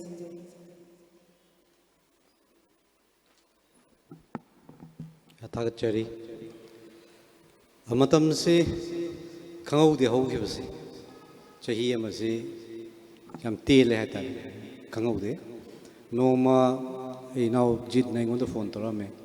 Tamai is mind out when I see a top channel lagi Hypothazare aduga aigi oiba channel ama ELITETV na electronics media channel ama hangdo ni na hairam basi kui drivening edu ngasi chahi ma phale me adu ngasi gi sigumba chahi pharak pagi function sida chilna oiba gi am sinabagi relation tu ni ai ba mana ngasi ko biraga ngasi sigumba yam chinglem no function sigi chief guest oinaga phaman bi base maski dam tai yan han bada ginau chitpu I make it a target of Pondok Chili, Aduga Loina Nasigi, Chahi Machupna, Miam Prazagi, Sevato Chahi Park Pagi, Kasi Foundation Dia Sida. There is a Lengson Biriba, maruina ngasigi thoram masibu preside to biriba ELITETV gi su editor in chief amasung chairman oina lebiriba inao jitningomba amasung ngasigi hojikta likukharagi mamangda fazaraba tugumba chahi matang siga tuki matik powerful leina miyam sewa gi praja toba sada tugumba challenging mutamaga loina na wahi wapam kya thambiramba yamba tamoshonamni ai kai kum rucheri mangda lengsin biriba thodo hindokna kai kum na batamatik charaba amamamdang yengjabada amamamdang panjabada minglojabada miyam pumana khangnaraba tung thodo hindokna kai kum rucheriba oja guru mayam chilnaw mayam alamani chalche mayam punamak ai maike de kai kum rucheri yam nungai ngasi ko ELITETV gi sugumba yam successful over year hai ta 1 year the ELITETV na magi achievements ai na sum yengjabada adugi matik ngai hai ta masai na sum khanjabada jit khataki contribution di natti ai ko gi sugumba farm ama successful pa hai kan sida is a team work ne na lojai hai ta magi leiba magi subordinate staff sing si yam sincerely thabak torongani ani khali amaga amaga soidam cooperation pinaramgani amaga support tongnaramgani aduga leijari ba khagi leaders ina hairak pa kan sumo yam pajan respect toraga leaders gi wafam du sumo pajana chalamgani madu guidance makha aduga soina thabak torom loi toromgani khanji adumangna ningasi ELITETV na chahi am manungda ekoina tonganba achievement mayam mu urisi aina sum khanjabada sai sum yengjei ELITETV gi sum achievement sing kai noi kanda ten garba chahi am gi manungda subscriber near about 1 lakh marakta 97,000 something subscriber phangbai se arrive native sida tongan ba ELITETV sida magi tongan ba miyam praja sina pamba adum characters khadi soinam ki leiram gane se ai sum neina jei sum khanjei wai wakal sida aduga media gi maramda thodo indona ina leiri ba ngasigi crowd sida media gi maramda ina haibda de se matik chadre lojage aduga sum aina phangjoba ELITETV ga mari leina jabagi wafam du dani koina sum pujan jari se aduga sum yam nungai ba si ai channel gi news channel gi hum thongna tamba English ki channel hum adagi kano Manipuri gi around the clock adum news tha dang thamba adagi tongan ba ai competition me ama ai sida ELITETV sida me am yauri adagi asai yamaruina aina sum yengjabada ELITETV gi si anchors sing su yam yam qualified oi hai tare sum sai gi ai yam powerful oi ba karigumba koi panelist mang pamina ba koni na mang ta karigumba question ma hang kan da su yam accurate oina yam powerful leina ga koi panelist sing ga wari watai sana ba kona ba ngang na ba ado koi tari ba koi viewers sing da su yam nungai ba yam leina idea yam leina hangba masada knowledge leina chumna mayam pang hang leina hang ba nataba masagi oi ba own idea le kanda madugi kanu du wakal lon du daga question na kanda koi na ga koi viewers sing sum ta kanda masi question sim da hanga yam nungai ni ga khallinga da khangau dana chana na leiriba tan khanari ba topic tu gi mari leina na ga question salaw na ga hangjilak pa kolak pa siguma yam nungai ba ma aina sum koi gi ELITETV gi anchor sing da su u phangjai adana masi yam nungai ba channel ama ekoi yam losing pi badum channel yam successful oi rakpa dum channel amani do Manipur da tongan ba electronic media gi channel me amam lei moi yam moi megi level la yam phaja loin honna biri channel khudi mak yengbada tum loin nungai jai ekoi dam kana ba discussion hour kang dam me amama ekoi na sum taja bada ujabada manung hunna kang di impact TV gi di IS TV discussion hour adugumba me amama elite ki su lei ri ba singum me amsi tabadam nungai jaba maruina ngasi si sida phamba kan da lep kan sida pura TV nu je ni phyam kai ki sida channel sida tholi ba myam si TV pura tholo pa ngak te ba ado ja sing myam si maina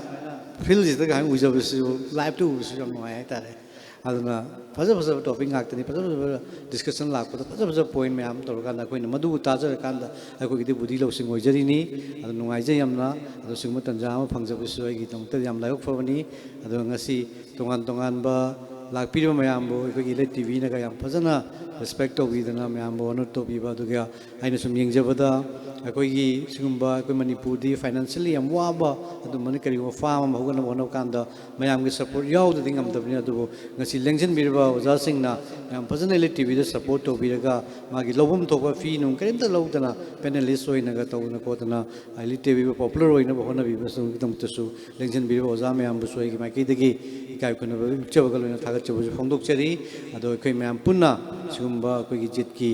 ꯑꯗꯨꯒꯨꯝꯕ ꯆꯦꯅꯦꯜꯁꯦ ꯑꯩꯈꯣꯏ ꯃꯌꯥꯝ ꯄꯨꯟꯅ ꯍꯣꯠꯅꯃꯤꯟꯅꯔꯒ ꯑꯩꯈꯣꯏ ꯍꯣꯠꯅꯗꯨꯅꯁꯨ ꯂꯥꯛꯏ ꯍꯦꯟꯅ ꯀꯟꯅ ꯍꯣꯠꯅꯃꯤꯟꯅꯔꯒ ꯍꯦꯟꯅ ꯆꯥꯎꯈꯠꯄ ꯑꯗꯨꯒꯨꯝꯕ ꯆꯦꯅꯦꯜ ꯑꯃ ꯑꯣꯏꯅꯕ ꯑꯩꯈꯣꯏ ꯍꯣꯠꯅꯃꯤꯟꯅꯁꯤ ꯑꯗꯨꯒ ꯑꯩꯒꯤ ꯁꯥꯏꯠꯇꯒꯤꯁꯨ ꯑꯉꯝꯕ ꯑꯩ ꯑꯦꯖ ꯑ ꯏꯂꯦꯛꯇꯦꯠ ꯃꯦꯝꯕꯔ ꯑꯣꯏꯅ ꯇꯧꯕ ꯌꯥꯕ ꯊꯕꯛ ꯊꯧꯔꯝ ꯀꯌꯥ ꯑꯃꯁꯨ ꯑꯩ ꯑꯗꯨꯝ ꯄꯥꯏꯈꯠꯆꯔꯛꯀꯦ ꯁꯥꯏꯠ ꯊꯝꯕꯤꯔꯝꯕꯗꯣ ꯑꯩꯈꯣꯏ ꯔꯤꯡꯀꯨꯅꯒ ꯑꯗꯨꯒ ꯍꯧꯖꯤꯛ ꯉꯁꯤꯒꯤ ꯂꯩꯔꯤꯕ ꯒꯣꯚꯔꯟꯃꯦꯟꯠꯁꯤꯅꯁꯨ ꯈꯔ ꯑꯇꯣꯞꯄ ꯀꯣꯔꯄꯣꯔꯦꯠ ꯐꯟꯒ ꯊꯝꯗꯅ ꯈꯣꯠꯇꯅ ꯄꯦꯟꯁꯟ ꯁ꯭ꯀꯤꯝ ꯄꯤꯕ ꯈꯣꯠꯄ ꯍꯧꯔꯦꯒ ꯍꯥꯏꯕꯗꯤ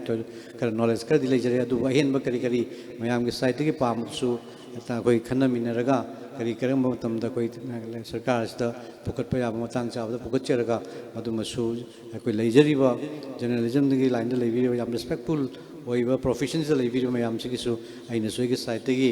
ꯉꯝꯖꯕ ꯈꯔ ꯑꯗꯨꯝ ꯇꯧꯖꯒꯦ ꯍꯥꯏꯕꯒꯤ ꯋꯥꯈꯜꯂꯣꯟꯗ ꯑꯩ ꯑꯗꯨꯝ ꯂꯩꯖꯩ ꯑꯗꯨꯅ ꯃꯌꯥꯝ ꯄꯨꯟꯅ ꯇꯥꯟꯅꯃꯤꯟꯅꯔꯒ ꯃꯌꯥꯝꯒꯤ ꯐꯒꯗꯕ ꯃꯌꯥꯝꯒꯤ ꯋꯦꯜꯐꯤꯌꯔꯒꯤꯗꯃꯛꯇ ꯊꯕꯛ ꯊꯧꯔꯝ ꯈꯨꯗꯤꯡꯃꯛ ꯑꯩ ꯉꯝꯖꯕ ꯂꯦꯚꯦꯜꯗ ꯂꯧꯈꯠꯆꯒꯦ ꯑꯗꯣ ꯉꯁꯤ ꯑꯩ ꯊꯣꯏꯗꯣꯛ ꯁꯥꯡꯅ ꯂꯧꯖꯔꯔꯣꯏ ꯃꯇꯝꯁꯨ ꯊꯦꯡꯖꯤꯜꯂꯛꯑꯕꯅꯤ나 ꯑꯗꯨꯅ ꯑꯩꯅ ELITETVꯕꯨ ꯃꯤꯌꯥꯝꯒꯤ ꯄ꯭ꯔꯖꯥ ꯆꯍꯤ ꯑꯃ ꯐꯖꯅ ꯃꯄꯨꯡ ꯐꯥꯅ ꯇꯧꯈꯤꯕ ꯁꯨꯃꯥꯏꯅ ꯂꯦꯝꯍꯧꯔꯤꯕ ꯆꯍꯤ ꯈꯔ ꯑꯁꯤꯗꯁꯨ ꯍꯦꯟꯅ ꯐꯒꯠꯂꯛꯄ ꯍꯦꯟꯅ ꯄꯣꯄꯨꯂꯔ ꯑꯣꯏꯔꯛꯄ ꯑꯗꯨꯒ ꯃꯤꯌꯥꯝꯒꯤ ꯁꯦꯕꯥ ꯇꯧꯕꯗ ꯌꯥꯝ ꯄꯨꯛꯆꯦꯜ ꯁꯦꯡꯅ ꯌꯥꯝ ꯄꯨꯛꯆꯦꯜ ꯇꯤꯡꯅ ꯃꯤꯌꯥꯝꯅ ꯄꯥꯝꯕ ꯑꯗꯨꯒꯨꯝꯕ ꯆꯦꯅꯦꯜ ꯑꯃ ꯏꯁꯣꯔꯅ ꯄꯤꯅꯕꯤꯕ ꯑꯣꯏꯁꯅꯨ ꯑꯗꯨꯒ ꯃꯇꯝ ꯁꯥꯡꯅ ꯃꯤꯌꯥꯝꯒꯤ ꯄ꯭ꯔꯖꯥꯒꯤ ꯁꯦꯕꯥ ꯇꯧꯕ ꯑꯣꯏꯁꯅꯨ ꯃꯄꯨꯡ ꯐꯥꯕ ꯑꯗꯨꯒꯨꯝꯕ ꯌꯥꯝꯅ ꯏꯂꯦꯛꯇ꯭ꯔꯣꯅꯤꯛ ꯃꯦꯗꯤꯌꯥ ꯑꯃ ꯑꯣꯏꯁꯅꯨ ꯍꯥꯏꯖꯕꯒ ꯂꯣꯏꯅꯅ ꯉꯁꯤꯒꯤ ꯕꯔꯊꯗꯦꯁꯤꯒ ꯃꯔꯤ ꯂꯩꯅꯅ ꯑꯩꯒꯤ ꯁꯥꯏꯠꯇꯒꯤꯁꯨ ꯒꯤꯐ ꯃꯆꯥ ꯑꯃꯇꯪ ꯄꯤꯖꯔꯝꯒꯦ ꯑꯩꯒꯤ ꯒꯤꯐ ꯄꯨꯔꯛꯄ ꯏꯅꯥꯎ ꯏꯕꯨꯡ ꯑꯝꯇ ꯆꯪꯕꯤꯔꯣ ꯁꯤꯗ ꯑꯩꯒꯤ ꯒꯤꯐ ꯕꯔꯊꯗꯦ ꯂꯥꯛꯑꯕꯅꯤ ꯒꯤꯐ ꯑꯃ ꯄꯤꯔꯝꯗꯗꯤ ꯅꯨꯡꯉꯥꯏꯖꯗꯦꯅ ꯇꯧꯕꯅꯤ ꯖꯤꯠ ꯑꯃꯇ ꯂꯦꯡꯊꯣꯛꯄꯤꯔꯛꯀꯅꯤ ꯑꯩꯒꯤ ꯁꯥꯏꯠꯇꯒꯤ ꯉꯝꯖꯕ ꯒꯤꯐ ꯃꯆꯥ ꯑꯃꯇꯪ ꯊꯝꯖꯔꯝꯒꯦ ꯄꯨꯝꯅꯃꯛ ꯂꯣꯡ ꯂꯤꯚ ELITETV thank you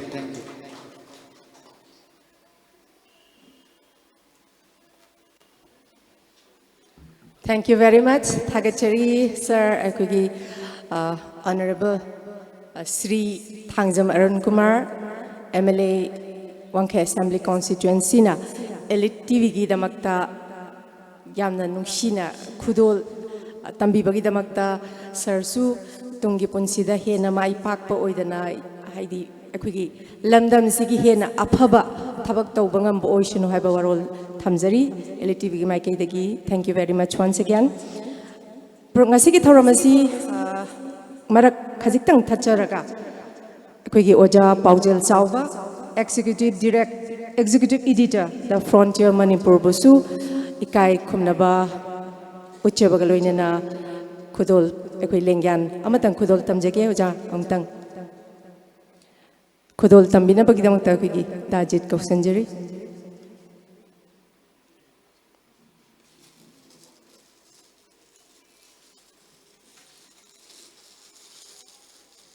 Mayam, aikogi program asi ten sele loishalakpagi tanja su lore aduna wasu adumak waramani khubak su amtanga hauna khuminasi. Thank you very much. Akoi nungdangi dinner su dumak sinjiri banina lengbirak liba khwai punamakna warab suwana ku program loishalakadore presidential speech khaktangaire warab suwana haktang minute mangamutang akoi beer tominasi haba wafamse ELITETV gi maikaidagi thamjari loisilakpada ngasigi thoramasiga mari leinena presidential speech pibinanabagi damakta akoinadi dajit haina dum kaure dajit ingomba managing director ELITETV bu kausinjari. Thank you.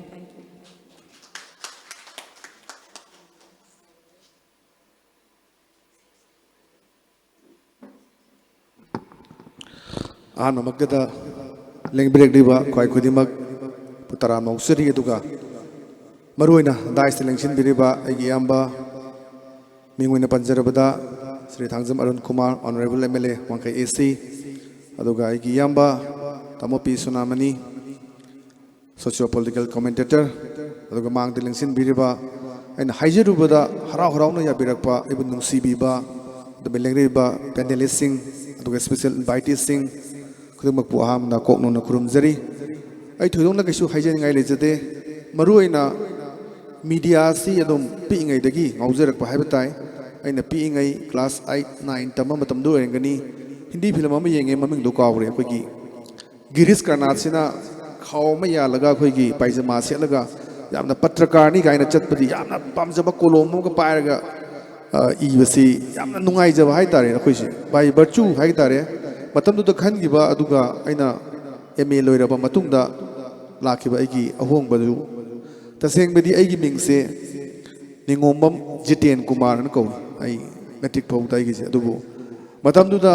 akoina metric thra ko matam duda koi gi sumang lela artist leiriba aigi yamba ko gi Narendra Ningom basyam phawa hai tare madugi sakthek pi party gi night club kai leiba duda aigi mingse Jiten Kumar ko busi katang aina sum kai hai tare pen ne mama semjeningi ba hai tare adu matung da aisi Jit Ningomba onjagi bani adu mayamna sum manajarakpa Manipur da koi media gi lakan da ihana na koi Sin TV aduga ICTV Sin TV ICTV lerega chu koi Sin TV na hali news to busi aduga agi mangda agi maru Balkrishna Hajik DIP gi director biriba ma hana lerame aina Dehradun dagi master loiraga thola matungda Sin TV da koi yam nungsi sahi ahum se koi Sin TV leganda koi media se kyam ngaujir ke hai kanda ai paisa sikim logide source aki sahi ahum se maya se dum ai lek tan za tan hauzik impact TV le riba se da koi Sin TV gi office le rame koi Deepak ko siawri maya ma du da ta khamba tuga ta meshor maya ma le rami moi makha da thabak to na dum sai kun na thambi ge do maina pausi khom bu su chat pa su pa ba isu iba nam torok pa ye do maning jange matam ngasi dagi chahi kun gi mamang gi wani kun manga utaruk admai wani ngani khalle ningjingak pada tu sung bu fawe matam du da aki khang kaim leite koi nam bu pot sing si dum kutak kutak da dum VCS matam ni bishya da dum kap thoga without any editing torami madu matung da koi pau pau si yamna ngasi gi adugumba ai gi lit TV gi journey si lating da matam du gi kitang aina ningsing jang da yam su sang ngang jar roi pau su komba pau su iba pau su samba pau su paba adu matam da ai bobo sin ningsang noma function am set pane da ai si khara su uigal le si khara uigan base number 1 ne jum ui base chief minister gi press conference to da su ai ju ui khalaga na khorak pagi wari su lei matam da war pagi matam da na chief minister ko bibu bigin chief minister ka na mamang pham ba dai si press conference manang gang da ji war ui khalak pagi ara kuning ngati le ta sa ko gi sangai express ke edit tamo kenona aduna tu malai aduna adu me tu da koi ai ui bagi pau si mana nammaga ine edit to basida bona di yaure hairam ni dajin nang ui budu yaure na ine yaude na samagana horen pause ine paraba pau busi ki picture hapak pagi insert hapak koi ine khap pagi leiram bado yam nungsi adugi akoi kunen nungsa ngasna aduma ai ki journey di hoi Sin TV aduga ICTV pulakanda ISTV lakpa ISTV da koi ne lejerame sei tara tre train pan mea lejerame adugi matungda aina sum laksagi basi Tom TV da aina laksagi basi Manipur gi ahanba satellite channel ama lae haibaduda wakal la phaujagi ba haibatai aigi wakal aigi yamna selfish oi ba haigadra Manipur gi ahanba satellite channel dugi editor kanana oigi Jitningom mana oigi haiba isada sum pamjaruba adu wakhalon duda tawgi bani adubu laibak thiba haibatai mot manarakta ba aduga kairu mama tawningasu ai isana freely tawbangam daba maduna maram oirakanda adumba kai ELITETV si lakhibani mayam gi thaujal lagi ngasi sahi ama phare toan ba pressure mayam la aga su sapu mayam la aga su ngasi yam nong na hojirakpa angang ama sahi ama haibadu mapung phajare chatpa ngam e khara mayam gi mateng dagi mayam su leptana mangdi lengshin birba agyamba ama mutune ming panjadaga su tamo Pradeep Rinku tamo Dilip tamo Dhanne Bilaisam oja Singlen adagi tamo Udoy koi Kiran adu leba oja Saitjit mayam sina dum mateng pangbiba haibatai ani adagi koi oja chauba paujul chauba adagi amung ni mai ani haijaru matam daina haijaru matam dan sibiba maduna mayam gi support tunani ngasi aina ngasi gi fibam si yobung amjabsi aduna makhata na su aigi thak songbasing aigi maro pang sina mateng pangbiu angam bathak tai hona jaraga Manipur da adumba awonba media ma adumba kan agi su mamita daba machu sangdaba adumba media ma oijagi habagi wakhalonda ai ngasi laksabani aduna pressure mayam su lae la su ai agi punsine hingai di ai masigi filsidagi di hena ai thadoga tai film di chacharoi na sigi pils da ai ngamaga ngame nga sa yabung na habi baduni hazik media si ya wana koi hazik struggle jam tawi mayam gi salary pi na bo hona bada wa ba adi angang ching chaurok pa matam chana to lo pi ba ngam da ba tarik tara pi da bu kun da pi khalak pa kun manga da pi khalak pa kun na theng nei da mai tawi si wana theng nei ngasi gi stage hona bada adu mayam gi support mayam pa pir ba physically aduga mentally aduga monetary unity pibi rak pa mayam su yauri aduna ai gi adik imanaba mapanda laiba US da laiba adik New Zealand da laiba mayam singasna moinga support to biraktana engasi gi stage yo bongambani mayam leptana dum support to biu ayu angam jaban khakta isu Manipur gi media da on mama purungna buna jage aina thobosu lei athobosu ngaktang mangune aduna mayam sigi maming pan bada chithan non doi leni aduna mayam si warsu wana ai gi di tamoshi nungsi busu power workers daduna yam samna sinjeri ba aduga chaklen macha amasnang chamina si sabain chabi dana chapi ganu mayam punamak aduga kitang birthday ni na nungai boina sei nungmai su mati amtang sei sakadaba yam leiri koi tamo dana bilai sam sakadaba leiri rinku sakadaba leiri aduga inau lalu sakadaba leiri kiran sakadaba aduga tamo dilip su sakbe aduna mayam si ayam tension jage aduna thank you so much mayam na kogi lengbi rakta naina hajaru badalai ba inau James amam toina adagi inau S Kumar adagi leiri kudak adagi akoi kiran mathangi sahi dadi mayam gi board agi yam chauna ngasi sida ai panelist mayama invite da hogda ba aduga aina pijeri besing asi ai chatpa phangge da hogdamina ai WhatsApp ke kutanga thajabani waru biya dina do alaman kharadi mu WhatsApp da thabje nungai to male lakpidre adun ai su nungai tre adun ai chatpa su phangogdo ba aduna kitang matam jikon mathang dadi yam chauna ai chinjeraga mayam gi ningba tungba aduga ngasi ekoina su good presentation pining bada piba ngamdaba mayam su yauri adoi makhata na ai pina bazu ngamnaba hona jage haibu thamjeraga khudung bhu khrum jeraga thank you so much sai thamjage thank you sir ngasi elite group na sinjalangjaduna pangthok chariba Elite TV gi ahanba foundation day sibu chief guest president guest of honor special invitees amadi tinbiriba mayam pumnamakna adom gi tanglaba matam kaithokpiduna mapung fahan bibagi damakta ayakna hanna thagatpa phongdokchari mathangda one of the most senior employee of Elite TV gi English news anchor amadi debate ki achoba thaudang ama lobiduna anchor oibiribi Haripriya Tongbramna vote of thanks pibinaba ningsingjari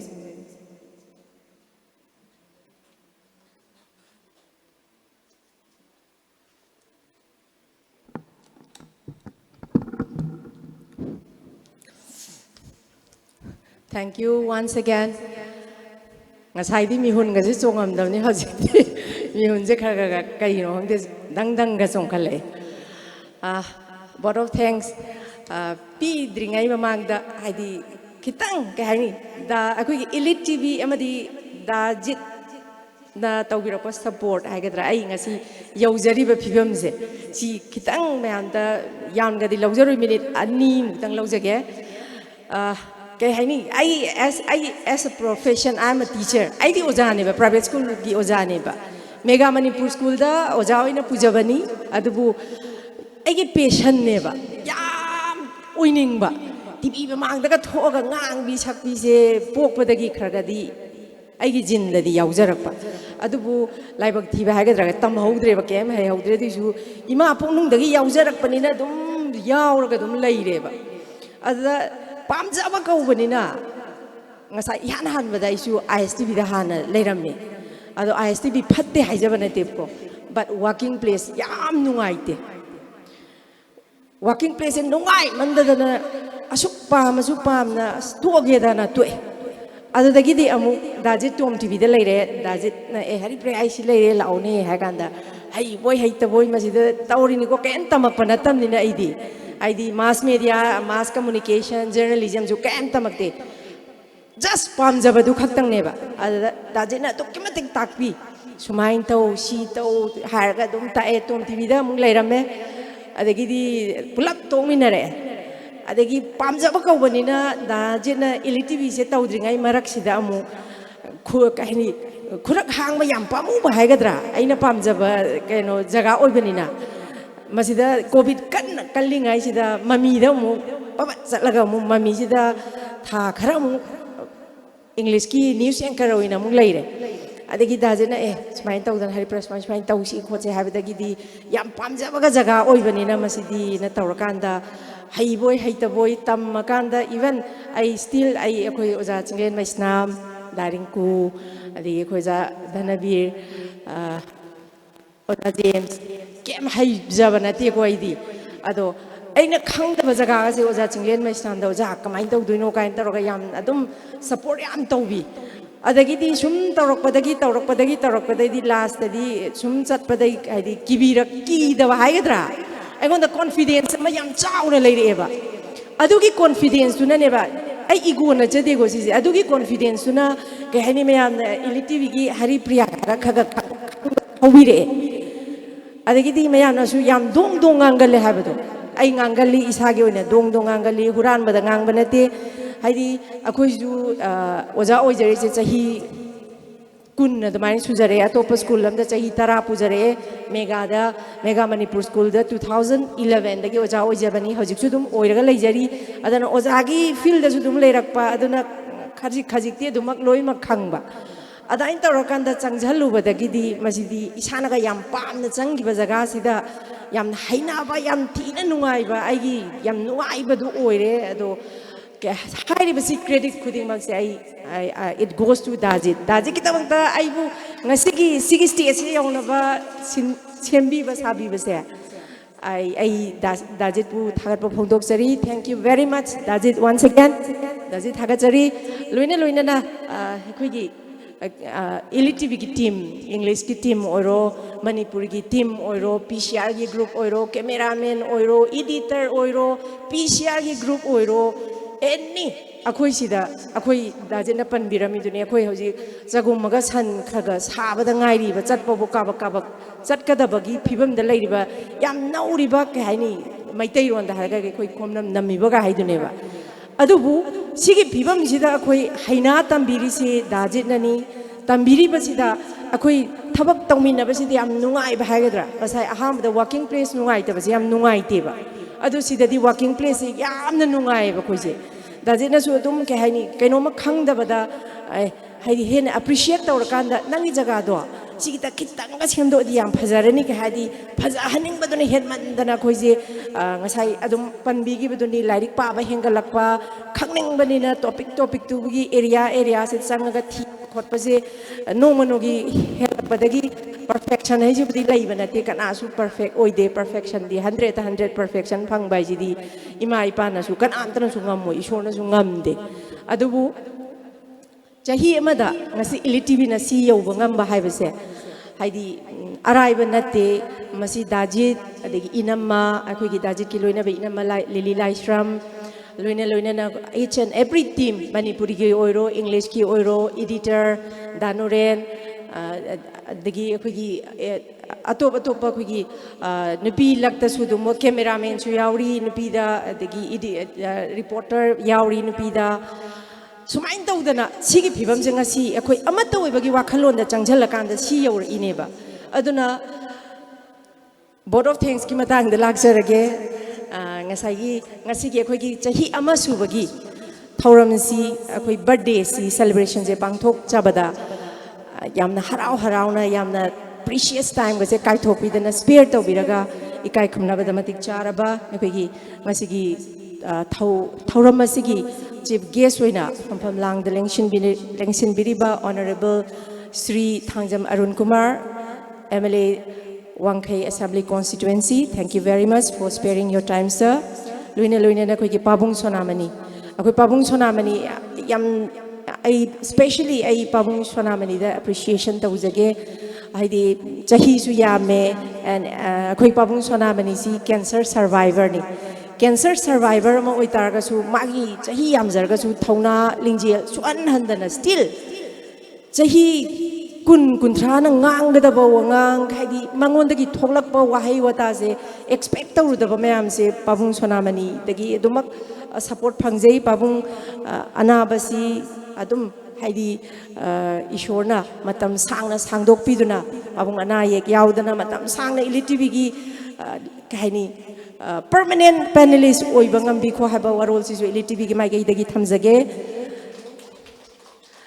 loina na khoi gi invite panelists khudingma khoi ming oina pallabada khoi dakiran oja dilip oja danabir laisram oja chinglen darinku then khoi oja james haikruzam and sir khoi yambung arki nimai oja thauba aduga aina ming khoi ai itau sonia soren sangvam ita babili adega loina na ngasigi khoi ELITETV gi birthday first year celebration sida khoi khudon pot ka puraga lakpi khiba khoi LMG gi member oja naure rakesh naure dibika rani thank you very much aduga khoi english ki khoi oja prem su achauba role ama khoi contribution ama pibiribani thagachari ELITETV gi achauba role lobiribani khoi oja prem nasu makata bada